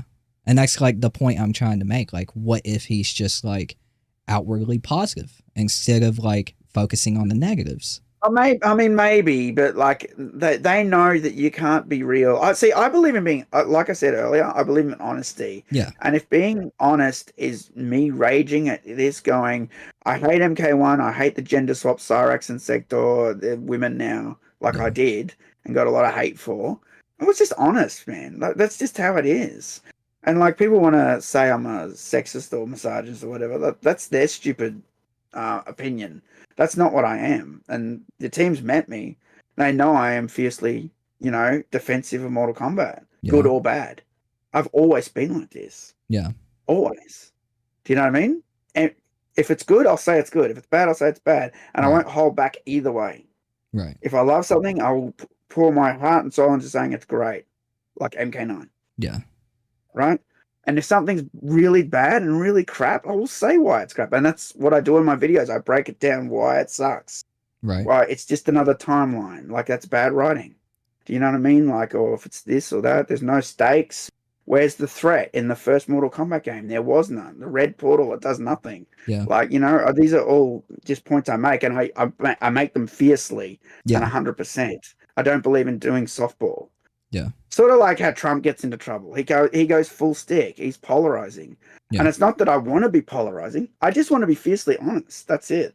Right. Do you know what I mean? I don't believe in holding back because I'm going to hurt someone's feelings. Okay. So my argument is, right, you have that outlook on things, and that's completely fair, right? I don't think there's anything wrong with that. But what if Max's outlook is just trying to keep it positive? Like positivity all the way, trying to make fighting games fun and interactive, it could right? be, but as I said, because I know of things he's done in the past. Yeah. To me, that is not why he's doing it. It's not because of positivity. But do you know how many people were taking those deals and like not saying a fucking thing about it? Because you weren't legally required. How many people were on the list? Let's have a look. Yeah, because like even not just for Xbox, like you weren't legally required by YouTube to acknowledge, like, say that you were doing an ad or getting paid to say something positive about something until like 2019 or 2018 or some shit. That's right, yeah. So I'd say there's thousands of people that we don't even know about. Dishonest. Let's see. There were how many people on this list? 84 people on this list. Yeah. Max was number 57 on the list. Max Christensen accepted the Xbox One console campaign assignment at 200,000 subscribers. Yeah, so it was an ad deal. It was an ad deal like we would do with like Raid or something. Yeah, now. Nick Sheets updated the Xbox One console campaign assignment summary by Machinima. Earn a $3 CPM bonus on all videos. You know, and like I said, I could be wrong. Yeah. But it's enough for me to distrust. That's fair. That's fair. You know, and that's what I base that on. Yeah. And that's why, you know, and the other thing too, the money thing aside, I could be wrong about it. I don't know. I've just got what I got, right? Yeah. But the other thing is that I witnessed him trashing MK. Right. And now saying, I like it. And I've never heard him say anything like, I didn't like the old games, but now I like the new games. But even if he did say that, I would still think he's just saying that because he's being... It kind of feels... It really does, dude. It feels like you have him in this corner of damned if you do, damned if you don't. I do. You know? And it's... Dude. I mean, that's fair. I can't really argue with how you feel about that's where I would just look for someone else. Yeah. By the way, I met Angry Joe too. Yeah. I've really liked Angry Joe since I was like a kid. Yeah, no, I did, but he put me off for a while, but now I'm back watching him. Yeah. When he was backing up Anita Sarkeesian, I don't believe that anything she has said has helped video games at all. That is actually a fair point that I forgot about, Sharon. Max was offered to promote Fortnite when Ryu came into the game, and he refused because he spent years hating the game, and he said he can't sacrifice his integrity. That's fair. Right. I actually remember that too. If that's his honest opinion, good. Yeah. But I was talking about Anita Sarkeesian. Yeah, Anita Sarkeesian. Sorry, I saw that in the chat and I got segued. I remember Anita. Oh, that's the chat. Oh, okay, right. Yeah. So, you know, she had the whole feminist frequency and all that, you know. Yeah. But, you know, I've seen her caught in a lie as well, where she says, I'm a gamer. I've been a gamer my whole life. But there's video proof of her saying, I never play games. I don't like games. So I don't need games. Someone have to show me how to play this game. I'm not interested in ripping off people's heads or anything. Yeah. So I'm like, so you're a liar then? That's what you are now. And you're selling videos that you still haven't completed, you know? Yeah. And I was actually at the YouTube thing in Australia. That YouTube had one event in Australia for content creators on my level. And I was there, and I won't say his name, but there was another guy there, and I brought up this Anita Sarkeesian thing, and he got so mad. You don't know what you're talking about, the usual thing, but in my face. Yeah. And I went, oh, really? I don't know what I'm talking about. So she's promised to do all these videos and still hasn't done them. Oh, there's a reason for that, blah, blah, blah. I'm like, but she said, I'm like, but this is the reason she hasn't done them. He goes, oh, no, you're wrong about that. I'm like, dude, it's on our website. Do you want me to show you? I'll bring it up right now. And I pull out my iPhone. Yeah. Oh. And then it backs off, right? Right. Because I came with the receipts. But I Yeah. wasn't there to start a fight. I'm like, those are just the facts. Yeah. Yeah, for you know? sure. And that's why I don't like her. You know? She hasn't helped video games. She's made things worse, actually.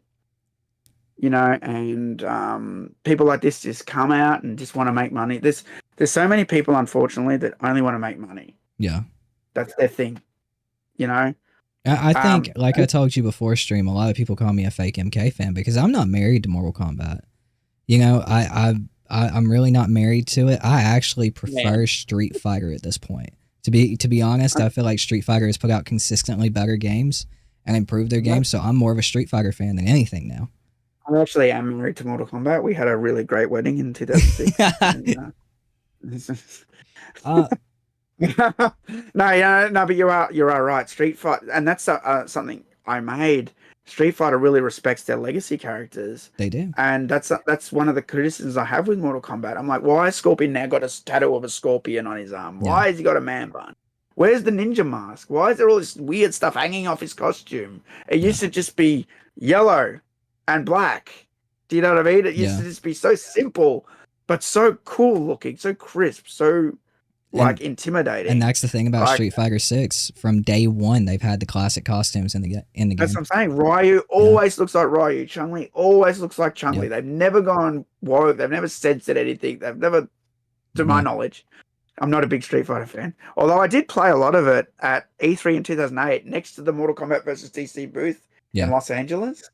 There was the Capcom booth. And that was for Street when you went in there, 4. There was this massive... It was so cool. It said Street Fighter 4. Yeah. Massive. Like carpet. And then they had like director chairs. Yeah. And you'd sit in there and play Street Fighter. It was really cool. Yeah, so I played that a bit. And that kind of like leads me to my next thing. Oh, another content creator. I saw your comment on Fake's video yesterday talking about Brusque. Do you feel like Waz and Waz and Brusque and like some of these other dudes moving away from Mortal Kombat, do you just feel like they're like fake fans because they're not sticking with it? Yes. Yeah, even though Brusque has like Armageddon posters in his room on camera. I saw those. I'm one of the guys who actually has that render that was given to me by Midway. Yeah. Uploaded to my FTP. You know, he has one Armageddon poster on the wall and a Mortal Kombat one up in the corner, right? Yeah. I should show you the photo of my room as a fan from like ages ago. It's a bit different here because I'm being told my parents gave me this great advice: don't put stuff on the walls now, right? But in the old days, my old room, every wall was Mortal Kombat plastered posters. I made posters everywhere. Mortal Kombat, Command and Conquer, Fear Factory, Offspring, whatever. Right? Yeah. If you go into my kitchen now, I have all the photos of the MK team that I've met on the walls. If you go look at any of the response videos I've done on Twitter, you can see behind me on the kitchen covers, I've got renders of all the characters, Raiden, Liu Kang, whatever. Melina with the boobs out, the one that was in Playboy. Yeah. I got them all on the wall. Right? For me, that's a Mortal Kombat fan. Like all the way. So you feel like everybody has to be like that. I'm not saying that Brusque doesn't like Mortal Kombat. Everybody likes Mortal Kombat. Yeah. Right? But I feel like, here's the thing. For me, it's deep. The connection with Mortal Kombat is deep. Like real deep. Yeah. With some other people, it might not be as deep. Right?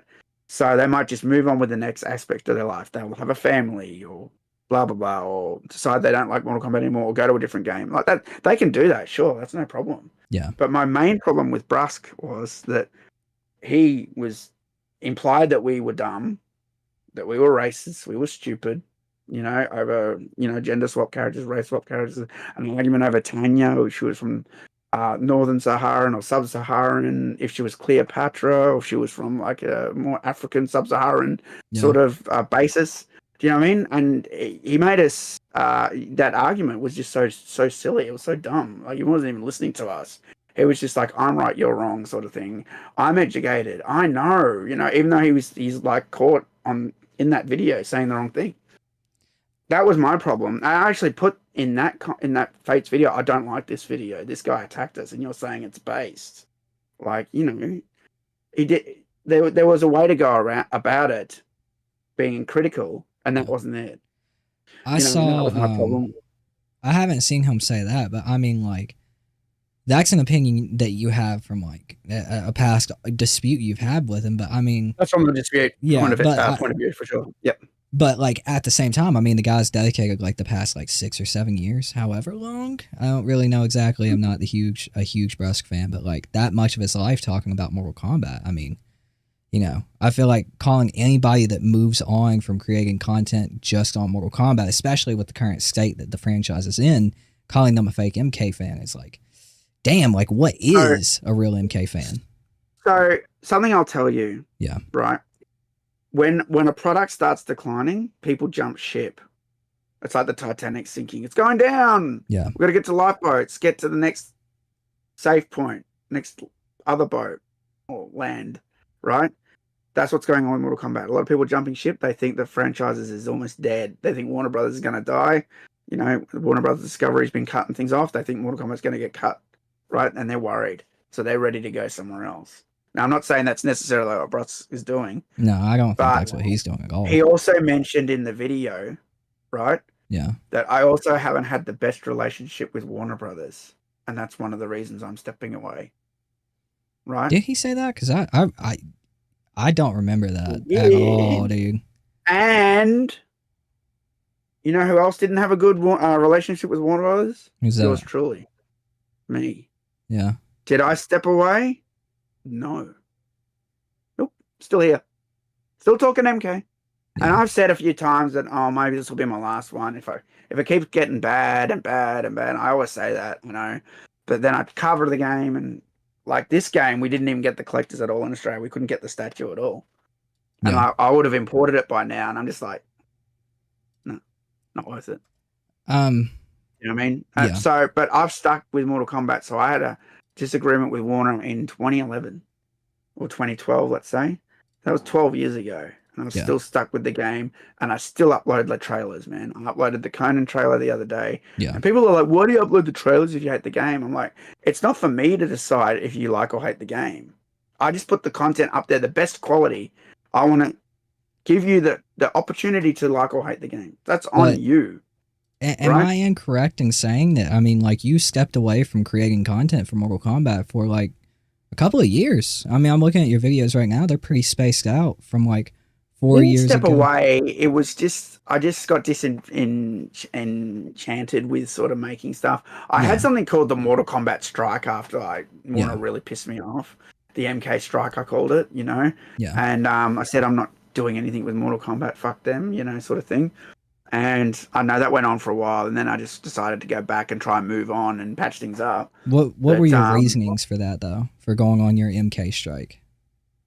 Well, Warner Brothers were mistreating all the community leaders. Yeah. Like, terribly. Right. Like, just, it was disgusting, man. Like, I didn't like having my private message to the community manager leaked, and then having another fan come at me, like, all angry because of something I said in private to him. No, I mean, obviously... That's like a more drastic variation, right? Like they did you dirty, like dirty. But like they did me very dirty. Yeah. Everyone knows because I'd been promoting the game forever. And let me give you an example of something that really shit me. So I was at a Ubisoft press event in Melbourne. Yeah. And at this event, this was when there was a battle going on for who would get Mortal Kombat, right? And Ubisoft, the very last game that came out from Midway, was distributed by Ubisoft. That was Wheelman, the Vin Diesel game. Yeah. So Ubisoft already had a connection to Midway, and they wanted Mortal Kombat. They wanted it, man. Yeah. You know? But Warner got it.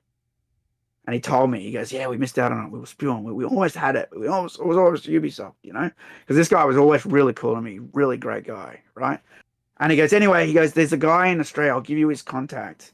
You know, and his name's Joel, and he does everything. You know, Warner Brothers Australia. He's really nice. He'll look after you, everything, right? Yeah. And so I had his number before anybody else in the community. I had a contact before anyone, right?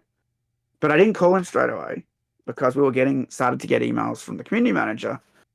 Then one day I did call him, and that was because in Australia we have the Australian covers for games. which is basically we have our Australian rating like in the corner, right? Yeah. Usually, it's usually just that. But, I like to have them in high quality, and so I reached out for the Australian front of the Mortal Kombat 9 box. And I got this email back from the community manager, and he's like, you don't ask them for the front of you have to ask me for it. I'm like, it's the Australian cover. Like, you're in America, you're in Chicago, dude. Yeah. I asked him because he's the Australian press representative, and as someone who's dealt with the companies, I know that's how you're supposed to do it. You're supposed to speak to your local PR guy. I promote Mortal Kombat here in Australia. Yeah. Right? I can be given stuff from the States, sure. But if I want something from our local market, I ask them for it. And then he's like, and you asked for the back of the cover, and you don't do that. I'm like, I didn't ask for the back of the cover. I never did. Because I know they don't give them out because of piracy, right? If you give out a high-res front and back, all the pirates are going to use it to sell pirate copies. They don't like to give out the backs, right? So I'm like, I didn't ask for the back. And I just got this real, angry email, And then, things declined with him, and then Warner cut me off and all that. And then I was at the EB Expo, the one that Ed Boon came to, and I spoke to Ed Boon, and he wanted me to interview him. And I was told, they told Ed Boon no. The marketing guys. Yeah. In front of me. I'm like, he's fucking Ed Boon. He makes the game, dude. Yeah. And they went up and went, no, not him. And denied him. Yeah. And he's like, but I want Luke to interview me because I've interviewed him so many times and the interviews always get really good views. Yeah. Everyone always says his interviews are really good because I know the game. And they're like, no, they wouldn't let me do it. Yeah. And then that whole time I went over and it was Injustice. And I go to the Warner booth. I don't care that I've got this problem with Warner Brothers. I went over, but I told him, I said, look, I've had this argument with Warner Brothers. They didn't really talk to me on email. Is it okay if I still play the games and that? If it's okay if me in the booth, I go, if there's a problem, I'll just go away. And they go, no, man, play all you want. And they saw media and they even let me skip the line, which is what media guys let, because we're busy, right? We go from this booth to this booth, so I'm playing the game and all that. And then I go back right at the end to play one last time Injustice, right? Yeah. And that Joel guy's there. And he goes, can't play. And I go, why? And he goes, you know why? And he starts yelling at me, stand over man, going red. You broke your pictures. He's almost yelling at me. Yeah. Like going off, red face. And I go, yeah, well, I find it funny that Ed Boon, who makes the game, wants me to interview him and you say no. He didn't know. And I'm like, yeah, right. He didn't know. Yeah, right. Good on ya. I told him this to his face, man. This is face to face. I thought I'm going to have to fight him on the spot. He was that intimidating. He's standing over me. He's doing that, puffing his chest up. Yeah. Because he's their henchman for Warner Brothers. I'm like, this isn't how you talk to people. No. Right. And I see him all the time now. I see him at all the PAX all the time. And my friend always jokes, why don't you go say hello to Joel? I'm like, dude, I'm not going near that guy. But couldn't you... Don't worry what I'll do. Yeah. Couldn't you at that point... And when you've been treated badly like that... Yeah. That's, Right. Yours is definitely a more drastic variation of the situation, but couldn't you give Bruss that same argument? If you're saying, like you said, quoted, which I don't personally remember, I thought you said in the video that I don't have the best relationship with Mortal Kombat right now. But if he said Warner Brothers, if he's taking a break for those reasons in the same way that you did for less drastic reasons, maybe we don't know, right? Couldn't you give him that same argument instead of calling him a fake MK fan? I feel like people who stick with something, even through the bad times, show their true colors. I feel like they have proven that they are so genuine rather than just easily give up and quit and go to something else and go, well, I like Resident Evil now. Right. I mean, to be fair, you did completely quit and not upload in general. And when you did come back, it was Mortal Kombat. Never completely quit. You're wrong. Well, not completely, but took a break, right? I never quit. Took a break. I had an MK strike and I had a year or two where I didn't upload. But I mean, what if was that during the pandemic? When was that? That was, from what I could tell, 3. So your videos really drop off around 4 years ago. Then you had around. That's the pandemic, dude. Yeah. Well, I mean, that's fair. We were the most locked down city in the world. Yeah. Did you know that? Yeah, but wouldn't you have more time to do Mortal Kombat videos online? Yeah. Yeah. But I was depressed as fuck. I mean, that's I had fair. like 6 slabs of beer in my kitchen. I was getting drunk. Yeah. I was working some of that. Like, I don't know. It was so, it's hard. It was a wild time. You're for right. Sure. No, you're right. I really did have all the time in the world. But it was such a weird situation. Yeah. I'd never been in it. And It's I live crazy. sort of close to all the airports in Melbourne. There's 2 airports. And I live near both of them. And it was just police helicopter nonstop. Yeah. Like, and they had spotlights on us, dude. Like, if That's we were out crazy. after 9 o'clock. Right? So I was pissing on the tree in my backyard one night because there's a lemon tree there. And I like to do that because I believe it gives me lots of lemons. Right? And I'm pissing on the lemon tree after dinner before I go inside. And a police helicopter swoops down, man, spotlights me with my dick out. Jesus Christ. Yeah. Yeah. No, and I just look up and I wave hello. And then I say, that's what a real man looks like. And they go away. I mean, I say fair enough. That was a weird time, right? Especially for Australians, right? Like, it was... Oh, no, that was for Melbourne. That was for Melbourne, yeah. That was like Victoria, Melbourne, like Victoria State. You But, know, and it was just crazy. And I don't know, like, I could have, I was watching all these people streaming and I was watching them. I think there was so much content that I was watching them. Yeah. And I guess I am a bit guilty. I could have made a lot of stuff. Also, the other thing was, it was MK11, bro. MK11 was MK11. But I have to say, man, Brusque was making content through MK11. He was one of the top creators, dude. Because he was getting given stuff. He was getting given stuff.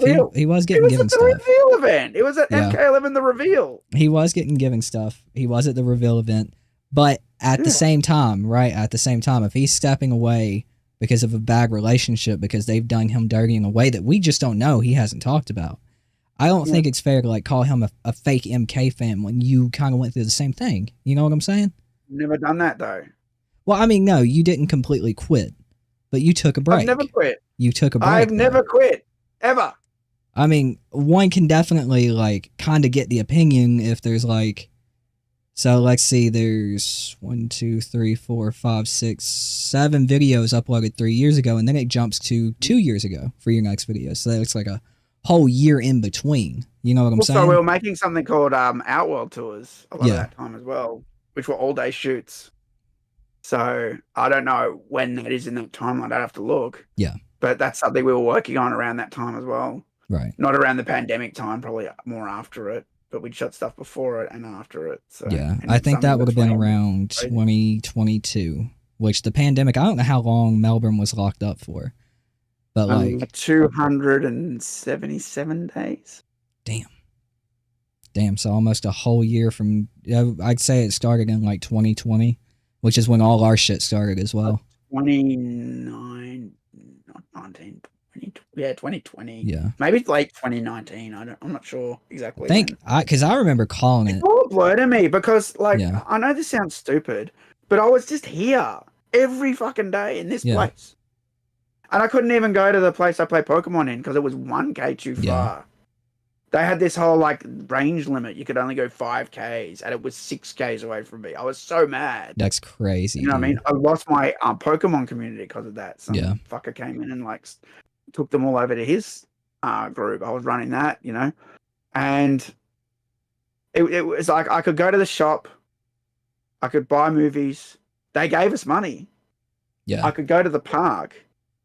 But everyone was there, and I didn't want to go to the park because everyone was there. Yeah. And I was saying there was this killer virus now, and I'm like, but everyone's at the park, and you say I can only go to the park. It was just so weird, dude. Right. And then I was like, I'll just stay home. But then I'm like, I didn't want to make videos. I don't know, the mood was just off. Right. It was just like, at first it was great. I'm like, I love this. At first I loved it, right? Yeah, I was the same way at first because like it's grand. It got old so fast. I'm like, I can't go anywhere, and everything's gone now.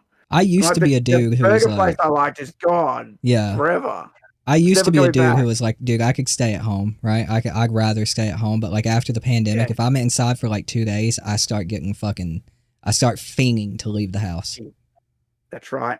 because it puts you back in that box. Yeah. And then you start to feel like what it was like to be a caged animal. We've been And it was really snowed bad in, with dude. it. We've been snowed Yeah. in. Like, we've had horrible snow for the past 3 weeks. There was a span of like 4 days where we literally couldn't get out of our driveway. And like, it's like that feeling's coming back. It's like, fuck, dude, I want to leave. So. Yep. No, I hear. Like, and it's just, look, I've never quit. Like, even when I was the maddest at Warner Brothers, I was still playing Mortal Kombat all the time. Yeah. Like, in front of me, I've got Xbox One Series X, Xbox One, Xbox 360, GameCube, PS4, all up there for streaming, right? I bought Xbox One Series X just for MK1. Yeah. That's it. Otherwise, I wouldn't have bought it. Right. Because I was happy playing on the 360. You know? That's fair. Even my friend, he's really mad at me. He bought me RoboCop for Christmas a year ago, and I still haven't played it. And I said, dude, I don't want to screw with anything. Everything's set up for streaming MK1. And I'm like, if I play RoboCop, I want to play it like good quality, right? Yeah. Like 1080p. Like, you can't do that with MK1. It doesn't work. It lags. So it has to be 720p. Yeah. You know, so I just don't want to screw with anything. Like, yeah, he's annoyed at me. I'm like, dude, I've got games from 2010 I still haven't played. Brand new. Factory sealed. Like, he just doesn't understand. I'm just like that. I think it's like a autistic thing. You know, I've got like Dante's Inferno, factory sealed. I've got Dead Rising 2 Zombrex edition, factory sealed. The collector's never opened. I've got Mirror's Edge, never opened. Do you know what I mean? Yeah. Like, all these games. What's that one? That other BioWare game? Some other game. Yeah. But I don't know. I've never quit. Never quit. I don't think Brusk has quit. I've thought about it a few times. I thought maybe move on, but like the thing is, like, Mortal Kombat's been a huge part of my life. Right. Massive. I'm not saying you can't move on. I'm not saying Brusk can't move on. You know, if he wants to move on, sure, fine. But I just feel like it comes off a bit phony sometimes when, if he wants to do politics, sure, if that's where your passion is. But then if your passion wasn't Mortal Kombat, why were you doing Mortal Kombat? I think people change over time, especially young people. Like, Brusk started doing this in MKX. He said he's 25. He's a year younger than me. When MKX came out, dude, I was fucking 15, 16. So if he started his content then, dude, I changed. Fuck, I wanted to be an astronaut when I was 17. I wanted to, you know, be an actor when I was 18. And it's moved all the way up to, like, I'm getting my GED. I'm not very highly educated, but, you know, I'm scoring at college level for my GED.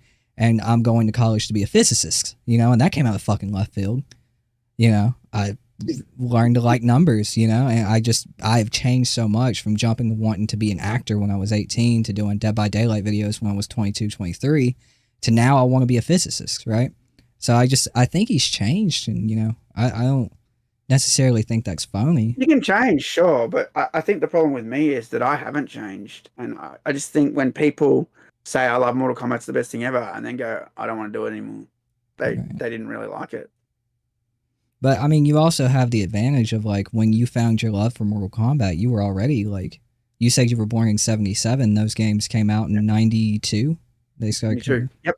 So, like, you had already had a jump on life, you know? Yeah, and maybe that's it.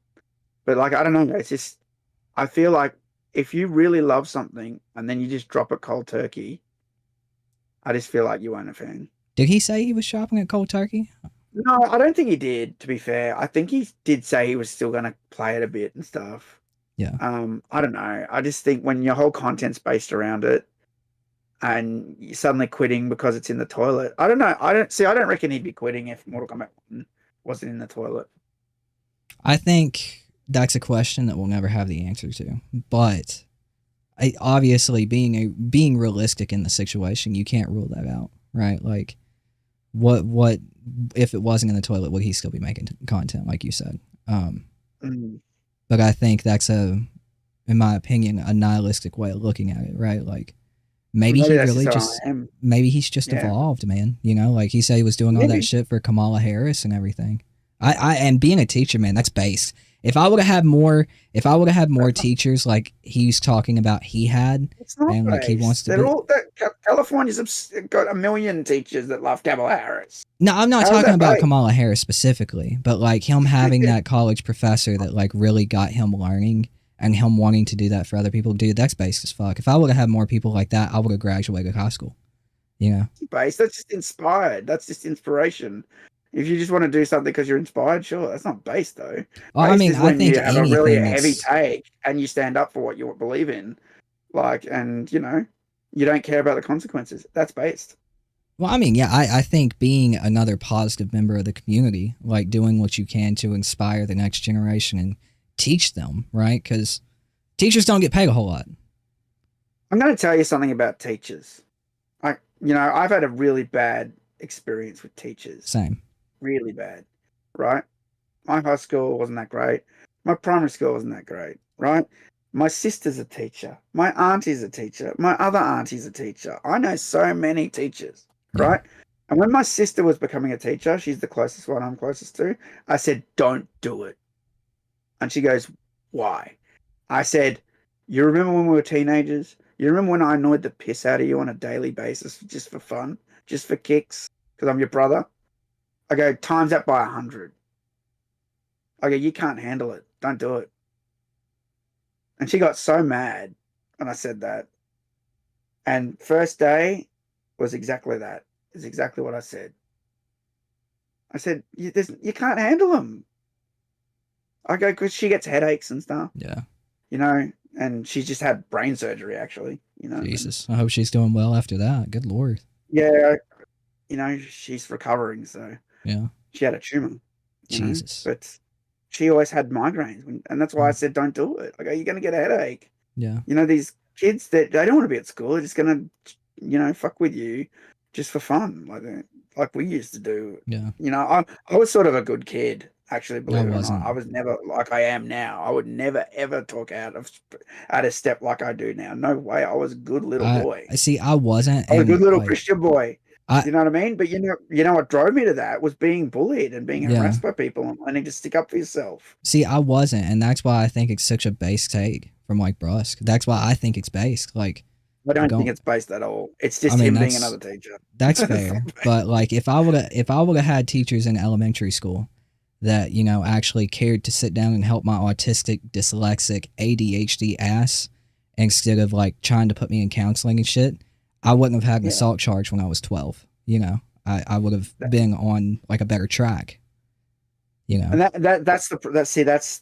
it's funny you say that because I'm a lot older than you, right? And now I'm starting to realize I have the same things that you probably have. Yeah. But when I was a kid, they just called me a troubled child. Or you're labeled as a troubled child. That was their favorite term, misbehavior. Yeah. It didn't exist. Yeah. And I've been telling my dad this stuff. I'm like, now I'm starting to realize that I got these things. I don't know why. Do you know what I mean? Yeah. But it's just how it is. I'm starting to realize it. And that's why I want to get full, proper, official diagnosis. Yeah. But, it's really expensive when you're an adult. And now that's why, because they test for it in Australia for free, but only if you're under 21. Yeah. Only if as soon as you're over that, you got to pay, right? But because I was, a kid yonks ago, they didn't know what ADHD or ADD or spectrum was or autism or any of that. Yeah. And it's just the way you think and like your experiences change you and stuff. And, maybe I think differently in regards to, so an example with Brusque would be something, if he doing something based would be if he said, I'm going to become a teacher in California and teach people about the other side of politics and why being a conservative is great in California. But that's not very fair though, because it's only based if it follows your opinion, right? No, it's based because you're going against the grain and you're doing something outspoken, not just joining all the other sheep and saying all the other things that everyone else is saying. But that's entirely subjective, right? Because I mean, it's don't get me wrong, it's our opinion. It's my opinion too. Yeah. But I still think, and I always say that with politics, you should be able to say and do whatever you want without being cancelled. Yeah, always. I agree. I would to an extent. I've even said that to family members. I've said I like Trump. Yeah, and then just watch their face go. Yeah, like my granddad voted for Kamala. We have a left-wing family, Yeah, my granddad voted for Kamala, and me and him, like, I fuck around with him, but he's not like one of those who's like, I'm gonna stop talking to you. Like, he raised me. He's my dad, basically. Right. Yeah. Yeah. So like we fuck around with each other about it, but I think I don't think it's fair to be like it would be based if he went and taught politics, teaching the conservative side, because that's what I like, and it's going against the grain. because give it like a year and it won't be against the grain. We'll be back to the Democratic side will be against the grain because there's no neutral in politics, especially modern day. I don't think they will in California though. Well, California is kind of like DC, right? It's never going to be anything other than like Democratic. That's just how the states were built, right? It's always been that way. Except for when Reagan won in like 1980 something, where the only blue state was somewhere in the fucking Midwest. I don't remember what it was. It might have been DC actually, but I think we'll be back to Democratic. Will be the neutral side because there is no in between, right? In politics these days, it's either a cult one way or another. It's funny because we say there's no in between. But even Bruss said it in his video, I'm center left, and I consider myself center right. Yeah, I think that's based as fuck, dude. Yeah, well, I have arguments all the time with my bestie who's more right than I am, and they're always like, "Oh, you're so forgiving about these things." Or I think in some situations there should be rules about certain things. Do you know what I mean? And sometimes they're like, "No, who cares? Screw it, do what you want." I'm like, for example, an argument I always have during our lockdown in Melbourne. This made massive headlines, right? Yeah. There was a lady that was pregnant and the cops came in to her house and arrested her because she organized a protest in Melbourne. And the cops had said like the few days before, anybody caught organizing a protest will be arrested, right? Yeah. But she didn't live in Melbourne. She lived out in the country and thought she could get away with it. But I don't agree with them going in and arresting her and being rough and all this shit. I don't agree with any of that. Yeah. But she knew. They warned her. And as corrupt as the cops are, why would you then go, I'm going to, screw them. I'm going to do a protest. And I understand that some of the best, rebels in history have gone against the grain and been commended for that. But at the time, man, they were psycho in Melbourne, the police. They were out of control. They were pepper spraying old ladies, pushing them over, shooting rubber bullets at reporters here, gassing them. And I saw all this stuff, dude. Like, it looked like Russia. It looked like Russia. It was fucking crazy. And if you're going to do that, you then got to expect something to come back on you. Yeah. And I don't agree with it. But he always brings that up at me. Like, oh, you think that's all right? I'm like, I don't think that's all right. But she should have known better. Yeah. And that's just where we collide sometimes. He's more right. Like everything she did was fine. And I'm like, well, everything she did was fine, but there was also a risk in what she did. Yeah. Well, I mean, sadly, I voted for Trump, right? Like I voted for Trump. I say like there's no center, and like in mainstream media, there's not. I'm a true non-partyist, bro. Like I don't believe in the party system. No. No, you are right. In mainstream media, there's not, and that's the problem. And I think that's why Brusk is so fucking based, dude, because he's on a platform with a lot of subscribers that are going to come back for just him being him, as Fate even said in the video. And he's like, I'm going to be center. I'm going to lean left, but I'm going to be center. And if you are MAGA, if you are conservative, you are more than welcome here. And we will talk. I think that's based as fuck. But then when we were arguing with him, he just basically called us dumb and stupid. He thought that I thought Wakanda was a real place. When I said I don't believe in that bullshit in the video. No, I'm unfamiliar with that whole argument. I'll have to catch up. Yeah, so like, and the thing is, the reason why because I paused for a second, Wakanda's based on a real place. It's not a real place, though. Of course, it's fictional. I've seen most of the Marvel films. I've got a lot of them here. Yeah. But that's why I paused for a second, and then I said I don't believe in that bullshit anyway. I called it bullshit, But here's the thing: he says he's going to, he has to be like that if that's where he wants to go with politics, right? I mean, I guess we'll see, right? Like, I mean, if he's making political content, we'll see, and maybe like I'll have to like eat my words. But I mean, I'm going based on what he says, and if maybe that's a little naive. I gave Fate shit for that, saying that it was naive. So maybe it's a little naive on my part, but we'll see. There's a comment in the chat that says, "What's wrong with him wanting to be a teacher?" Absolutely nothing. Yeah. Nothing at all. I just don't think it's based. That's all. Yeah. I just think he's just doing what a lot of other people want to do. They're just a career. It's just a career change. That's as far as I'm concerned. Do you know what I mean? When we say something's based, like I said, it's usually something so amazing. Like, I don't know. I really like Trump, right? And I'm an Aussie, man.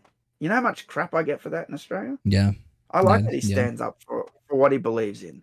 I like that. And he's abrasive, of course. Yeah. And he's abrasive because he's a businessman and he knows money, right?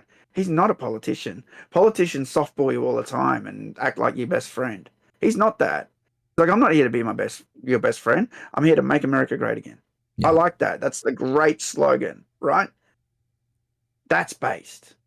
Because he gets a lot of hate for that. But he still stands up for what he believes in, right? Even when everybody says that is like... Yeah, but I mean, that's being based on a whole different level. Like, I mean, we got to have our day-to-day based things. And I think making your career path, being a teacher, so you can be what someone else was to you that helped you get through school and made you get better grades. I think on a day-to-day, normal person basis, I think that's based as fuck.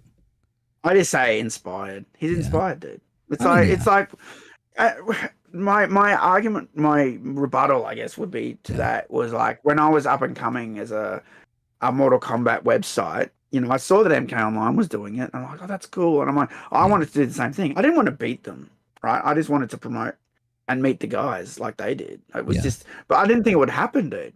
Right. Like you, I didn't do well in school. I've never had a steady job. I've had like shaky jobs that have been like good and bad, right?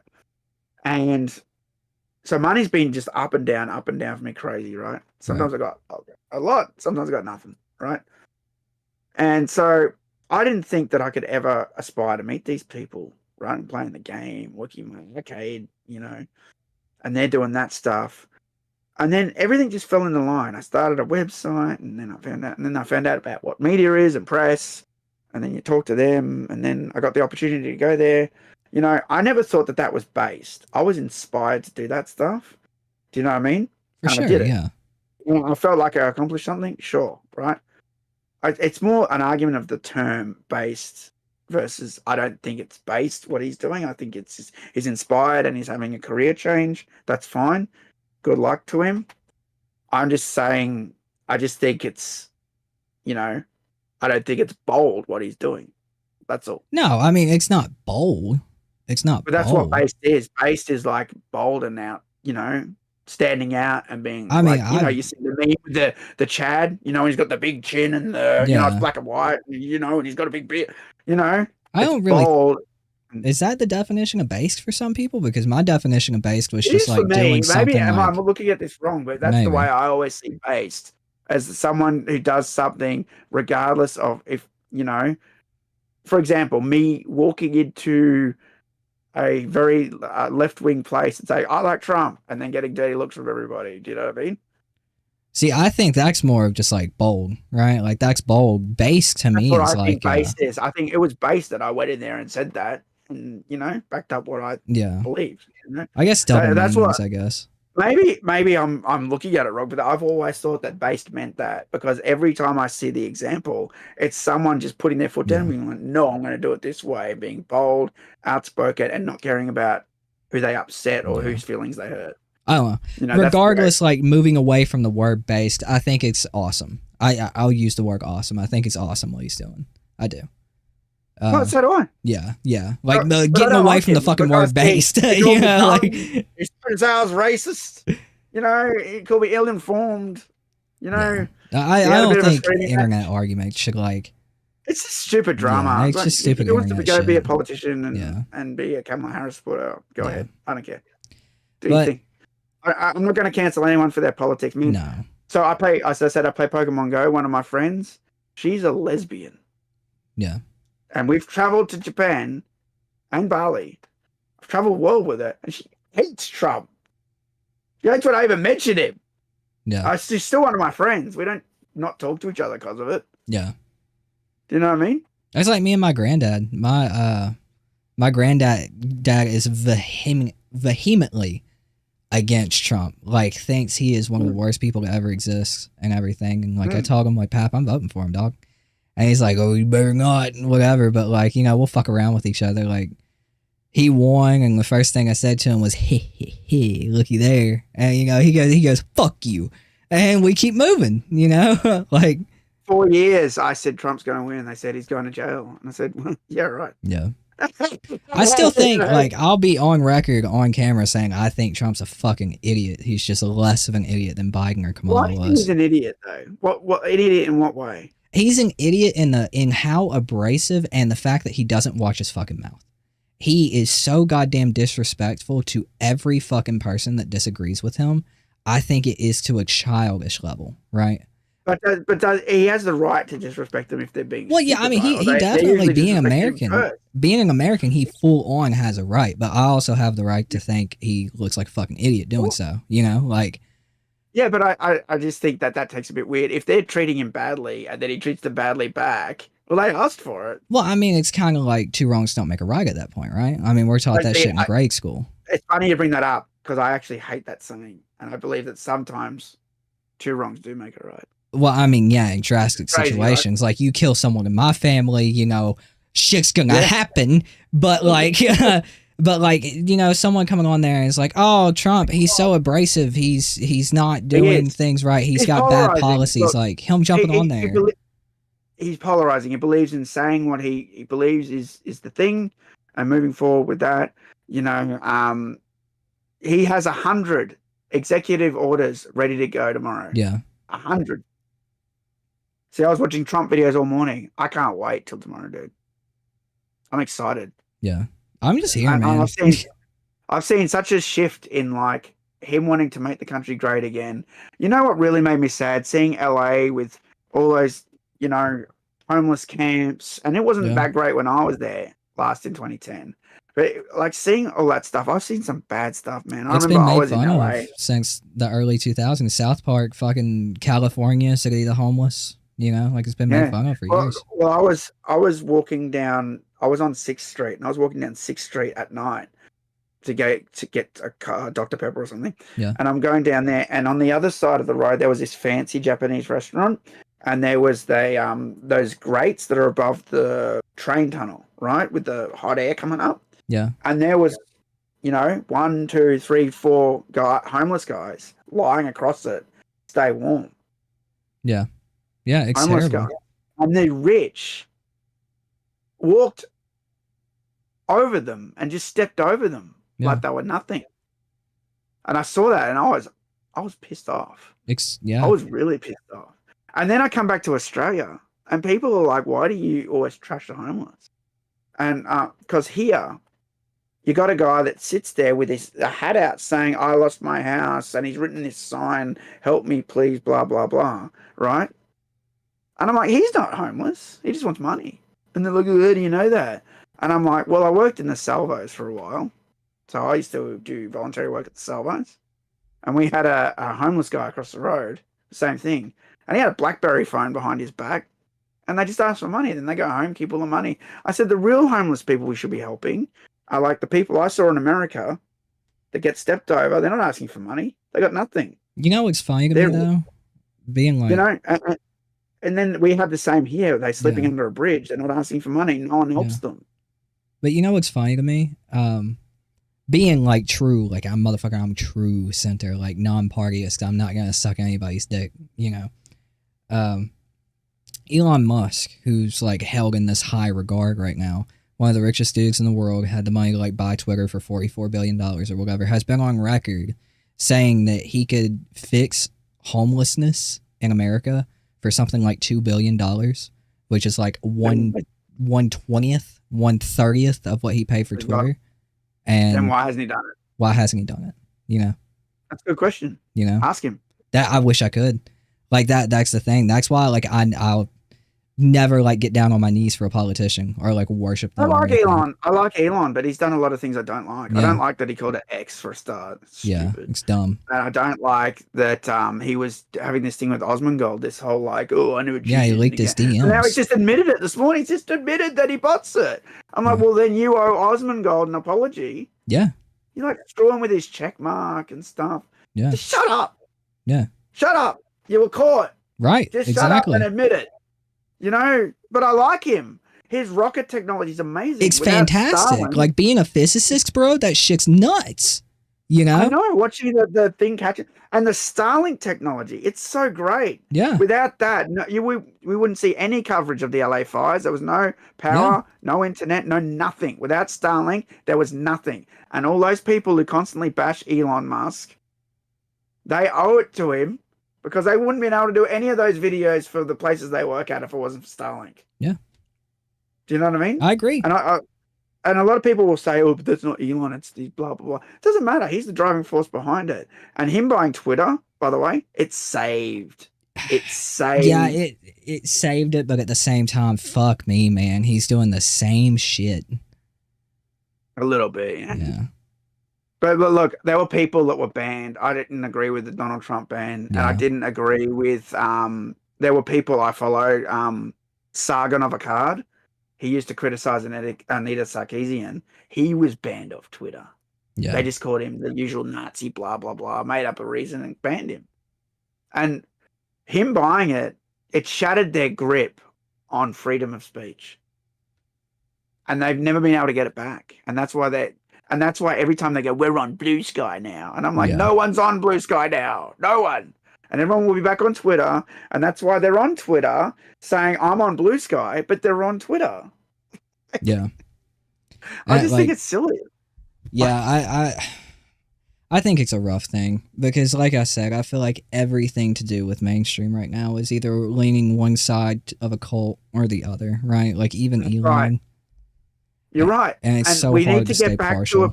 We need to get back to a position. So I grew up as a kid in politics.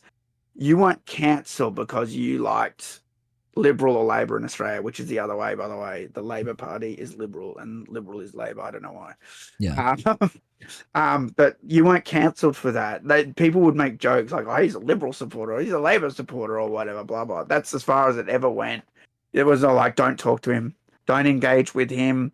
He is, a bad guy from World War II. He's bad. And you know what people won't admit? It's that. Yeah. That started with Trump in 2016. It started with social media, not Trump. Well, social that media can be started argued for like sure. These groups of people. It's like, oh, you like Mortal Kombat. I like Mortal Kombat too. Let's be friends. And it started all these groups. And then, like, if I got into an argument with someone, then the guy who likes Mortal Kombat 2 would argue with me too. No, you don't know what you're talking about. And it started all this division and divisiveness. And it just didn't used to be this way. People need to be more tolerant. And it's something I've said, look, I know Jewish people and I know Muslims. Yeah. And there's a lot going on in Australia with the Jewish and Muslim community with there's protests every day, Palestine. Do you know what I mean? Yeah. But they're making a big deal. They're taking over the city, causing lots of trouble. Do you know what I mean? And it's like, I just think both groups need to chill the hell out, respect each other and stay away from each other. That's it.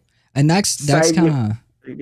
That's kind of like my big problem with Trump, to be honest. Like, even though I voted for the motherfucker, I'm just sitting here talking shit about him. Like, 2016, man, it was just kind of like that vibe shift of like he was just out there making fun of everybody who disagreed with him.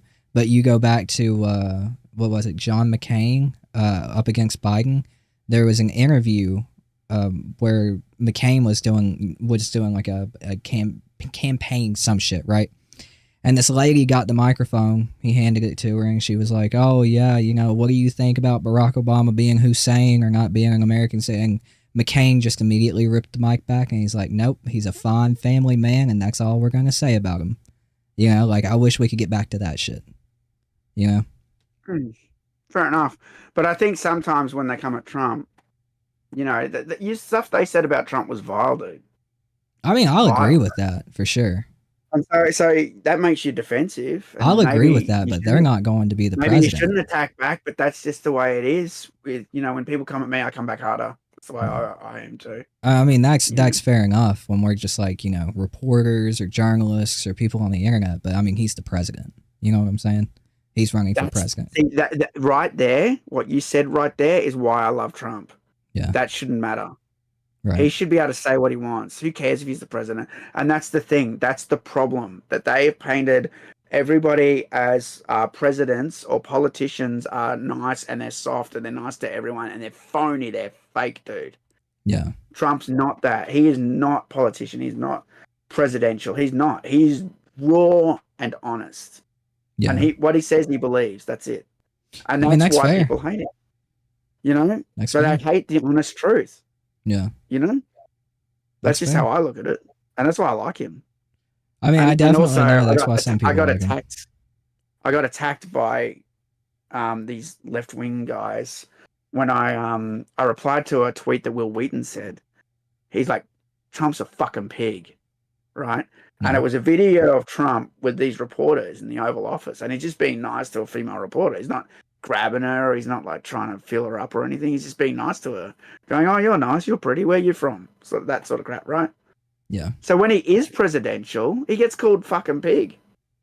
And then I said, "How is he a fucking pig?" Like, I watched the video, you watch. Yeah. Well, I mean, like, And you're then damned for if you're. 24 hours straight, people were bombing my Twitter. Yeah, you're an Australian. You don't know anything.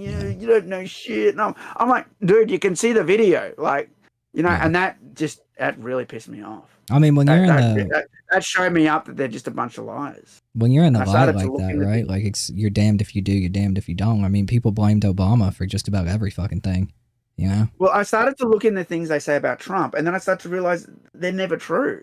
Yeah. No, they're hardly ever true. I'll agree with that. They're like, Trump said, drink bleach.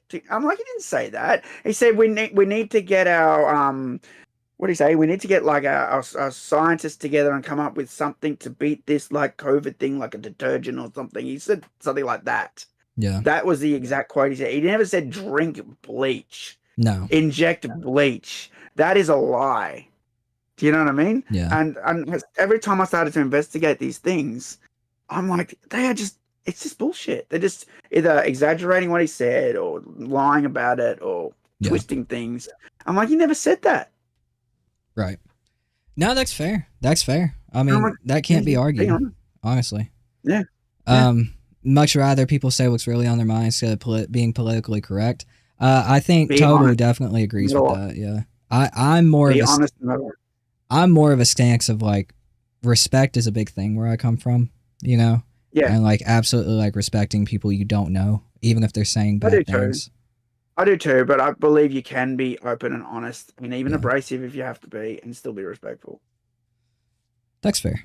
Yeah, I can see that. Yeah. But I know what you're saying. A lot of people get turned off. I've gone up to people in Pokemon community and gone, what? You quit this raid. We needed all the players and you said you were going to come and you didn't come. Yeah. Oh, well, I needed to blah, blah, blah. I'm like, well, we couldn't do it. Thanks. Yeah. You know, and we all came back. We waited an hour here for you and you didn't come back. Yeah. And then they're like, oh, I don't like that guy. I don't like that guy because he came up to me and said, you know, why didn't you do the raid with us? I'm like, because you said you'd do the raid with us and we waited for you. Yeah. You know, it's like, you know, but they paint me as the bad guy because I disrespected them for going up and telling them off. Right. Like no one else does it. They're all sheep. They're all scared to say anything or rock the boat. You know, I think there's a line, right? I do think there's a line. I don't think that's like inherently like, I don't think that makes you a dick. Like if you, like I also come from the standpoint of like, if you say you're going to do something, do it, you know? Yeah, that's right. Exactly. So like, I mean, exactly. But yeah, fuck me. This interview's been, this chat really has been on for 3 hours. I'm probably going to have to pull it. I feel like we could sit here and talk for hours, man. Oh, yeah, I like talking to you, man. Yeah, man, it's good conversation. Like I said, I really liked your response to Andy's video. Yeah, I appreciate it. Everything you said was really good. It was really on point. I appreciate it. And I'd seen your icon before it stands out. I'm like, what is that thing? What is it? Your icon. It stands out whenever you're in a chat. I'm like, what is that thing? Like, it's like a face, like a weird face with all these other little faces as the hair. For everybody in chat, as well, I couldn't think of a logo. And my nickname with my mother-in-law's family is Tater Tot.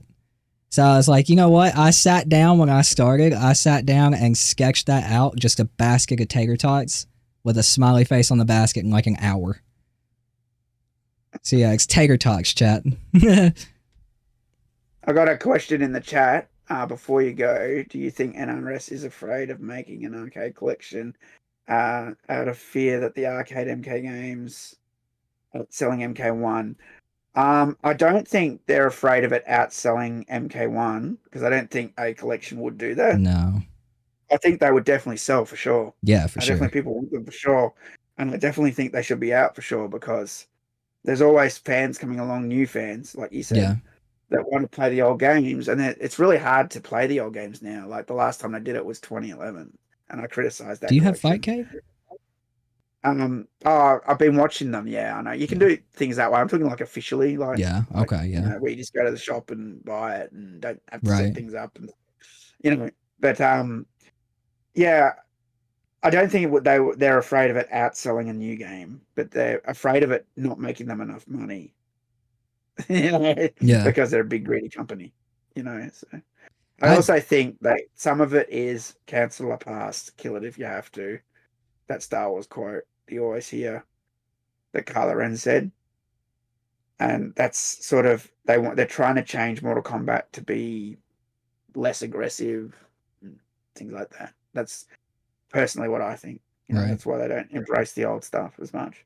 I wish they would take a look at what Capcom was doing. I really wish NRS and WB would take a look at what Capcom's doing, man. I'm so jealous when they did that collection, and I tried to get it in Australia, and it was immediately sold out. It was like, oh, the Street Fighter 20th or 25th anniversary, and it had like this Ryu statue, and he's doing like a shuriken like that in the middle, and I had every soundtrack on physical media on a CD in the box, and I'm like, why can't I get Mortal Kombat? This in Mortal Kombat? Why? Why? Now, if they did do that, it would sell. Absolutely. I'm telling you, it would go bananas. Look at how well, dude. Look at how well the first Capcom collection did, the 30th anniversary, and then Marvel vs. Capcom fucking came back. That did really well, and now they're doing the CVS collection, dude. We're eating as Street Fighter fans, bro, and Marvel fans. If Mortal Kombat would do it, bro, it would sell. It like hotcakes. It would.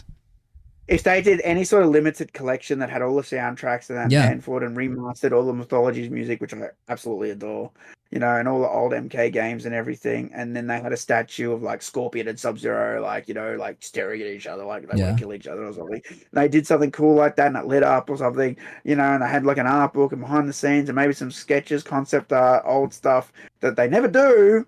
Yeah. It would sell. Everyone would buy it because everyone who's a Mortal Kombat fan now wants to be a Mortal Kombat collector. Trust me. I was spending all my money back in 1999 when eBay was new to buy things. That's why I've got a lot of stuff, and I had to stop because I've got no more room. Hear me out, right? Color me like crazy for saying this, but we were just talking about the dude earlier, and who better to do this? Get the original MK soundtrack, have it on the collection in like physical, digital, everything, then get Mick fucking Gordon to redo the soundtrack in his style. I could talk about that a bit if you want. Oh, really? Yep. So he wanted to someone's at my door. He wanted to work on Mortal Kombat. Yeah. Like after I spoke to him, he loved it. He loved Mortal Kombat and Killer Instinct, and he wanted to do that more than anything. And I don't know, he reached out and didn't hear back or something. Damn. What a miss. Because I will say, Mortal Kombat has always, at least present day, like NRS, they've always been lacking in music. I have to say, like, compared to like the old days, dun dun dun dun dun dun, that's fucking iconic, right? Yep. But like, what fucking theme song can you think of from NRS Mortal Kombat? Because I can't think of one. So maybe Crossroads. That was the only track I really liked. So like, bring Mick Gordon in and have him do what he did for like Killer Instinct 2013 as one of the best fucking fighting game soundtracks ever. Yes. And I believe if he worked with Dan Forden, they could really like make something good. Dude. And they could combine forces and come up with an excellent soundtrack. That would be fucking insane. I would love that. I'd pay real fucking money for that. Yeah, but no, he wanted to do something with them, but they didn't seem interested. That's crazy to me. Was this is post Killer Instinct, right? Yeah, this was when did I speak to him about that? It would have been 2014, 2015 or something. Yeah, so post Killer Instinct, he was getting ready to do the first Doom game. Yeah, around that time, yeah. Yeah. And I'm like, no way, dude. I'm like, no way. That's wild, dude. I'm like, because everyone loves him. Like, it's like everyone knows that name, Mick Gordon, because of that excellent, you know. So it's funny that you talk about that. I was one of the first to interview him. Yeah. So he was at PAX in 2013, and we came in and he talked about Killer Instinct, and I set my camera up and I was so excited because I'm like, yeah. And then he goes, hey man, how's it going? Comes up to me and I go, oh hey, you know. Yeah. And I never met him. And he goes, I know you want to film it. He goes, sorry, you can't film it. I went, oh, okay, fair enough. And he went, oh, cool, man. And he was wearing the Killer Instinct shirt. Yeah. And so I took the camera off and I didn't film it, right? And then he started talking about the game, and then he started playing the music, and I was like, and I started hearing the yeah. And I pulled my other camera out, my small camera, and I didn't film the stage, but I hit record on it. And I recorded it for me, not from content creation. Yeah. I never showed it to anybody. It just went on my car stereo, and I was playing it all the time. Right. It's still on there. Like, from that camera, you know, and I just, it was so good. And then he did that whole show for Doom when he went to, I think that was in the States. He went overseas and he played that whole rip and tear thing. Well, that was excellent, man. Yeah. And like, there was a whole big drama with Mick and Bethesda. They treated him like shit, dude.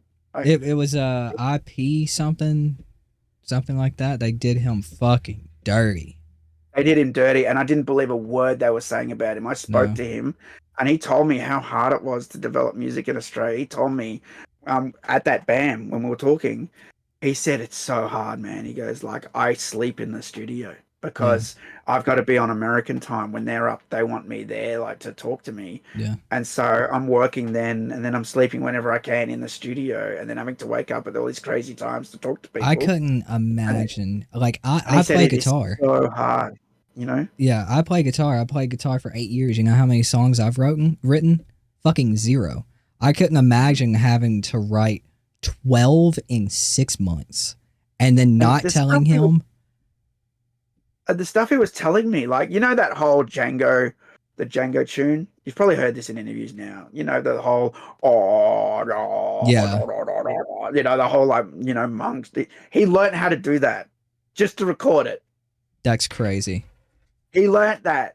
He told me he found the temple where they do that stuff, learn it, and he said it wasn't easy to do, and he learned it, and then he recorded it. I'm like, no way. That's wild, dude. And then he's doing all that stuff with Doom. He's hiding, like, all the visual stuff in the spectrogram, like the, you know, pentagrams and like. And then they stole, like the unused shit. That is next level. No one does this. No one. How the fuck did they get away with it? There's definitely things that Dan Forden's done that I think are amazing that no one's ever talked about on Mortal Kombat.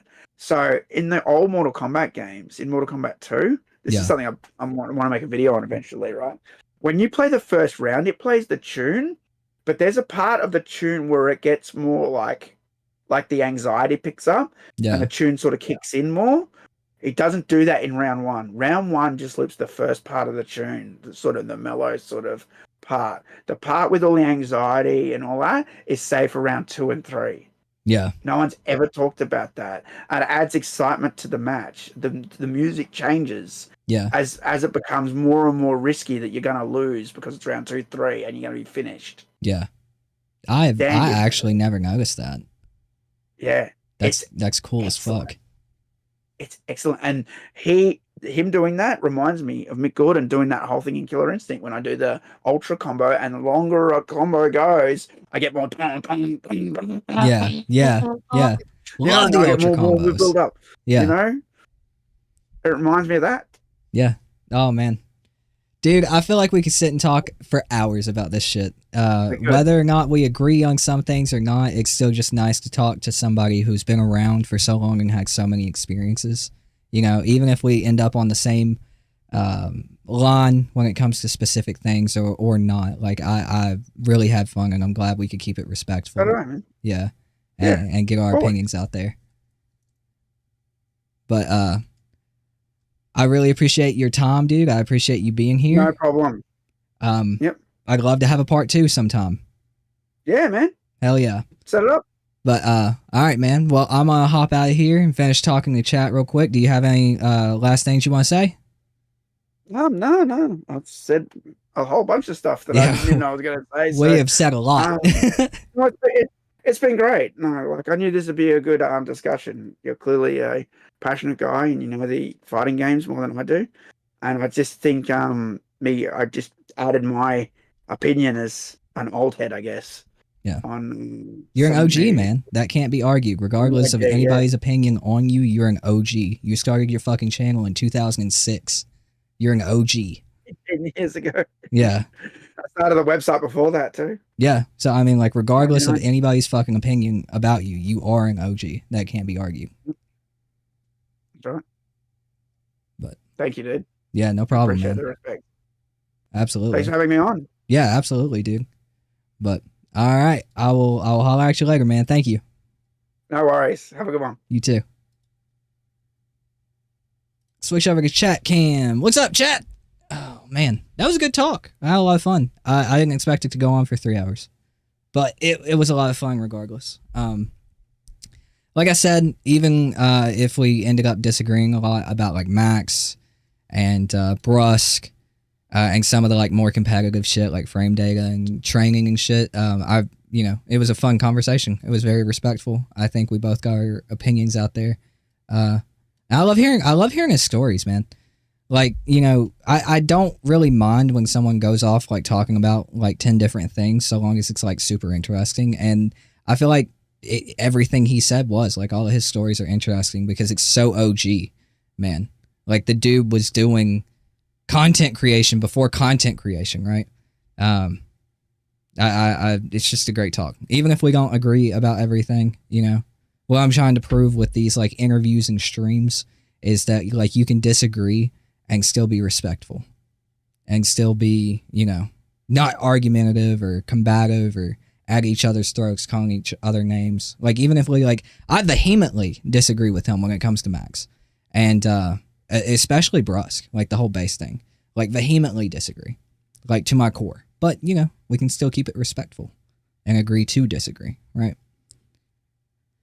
Your comments are so peaceful that you're starting to make me think that you're hiding bodies in your basement. Was that towards me, 6 Stone? There are no bodies in my basement. Sharing is caring. Yeah, thank you for being here. I appreciate it. Babysit all day tomorrow. That sounds fun. I'm a father, so I'm babysitting all day, every day. NRS gets graphics and gore, right?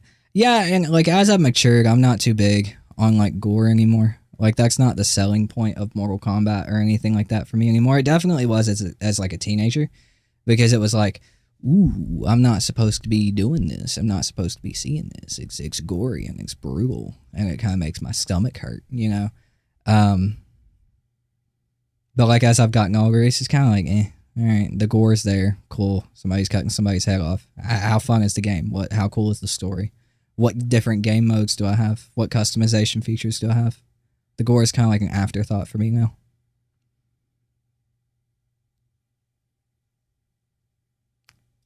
But yeah, dudes, I think it was a fun stream. I had a lot of fun with it. I had a lot of fun talking to him. Like I said, even if we disagree. But I'm going to hop off here because it did go on longer than I planned. Again, no problem for me, though. But yeah, thanks for hanging out, dudes. I realized that you're looking at me twice over there instead of my background. So, sorry. But yeah, thanks for hanging out, dudes. I really appreciate it. My name is Tooten, and we'll see you guys on Tuesday for Conan. Talk to you guys then.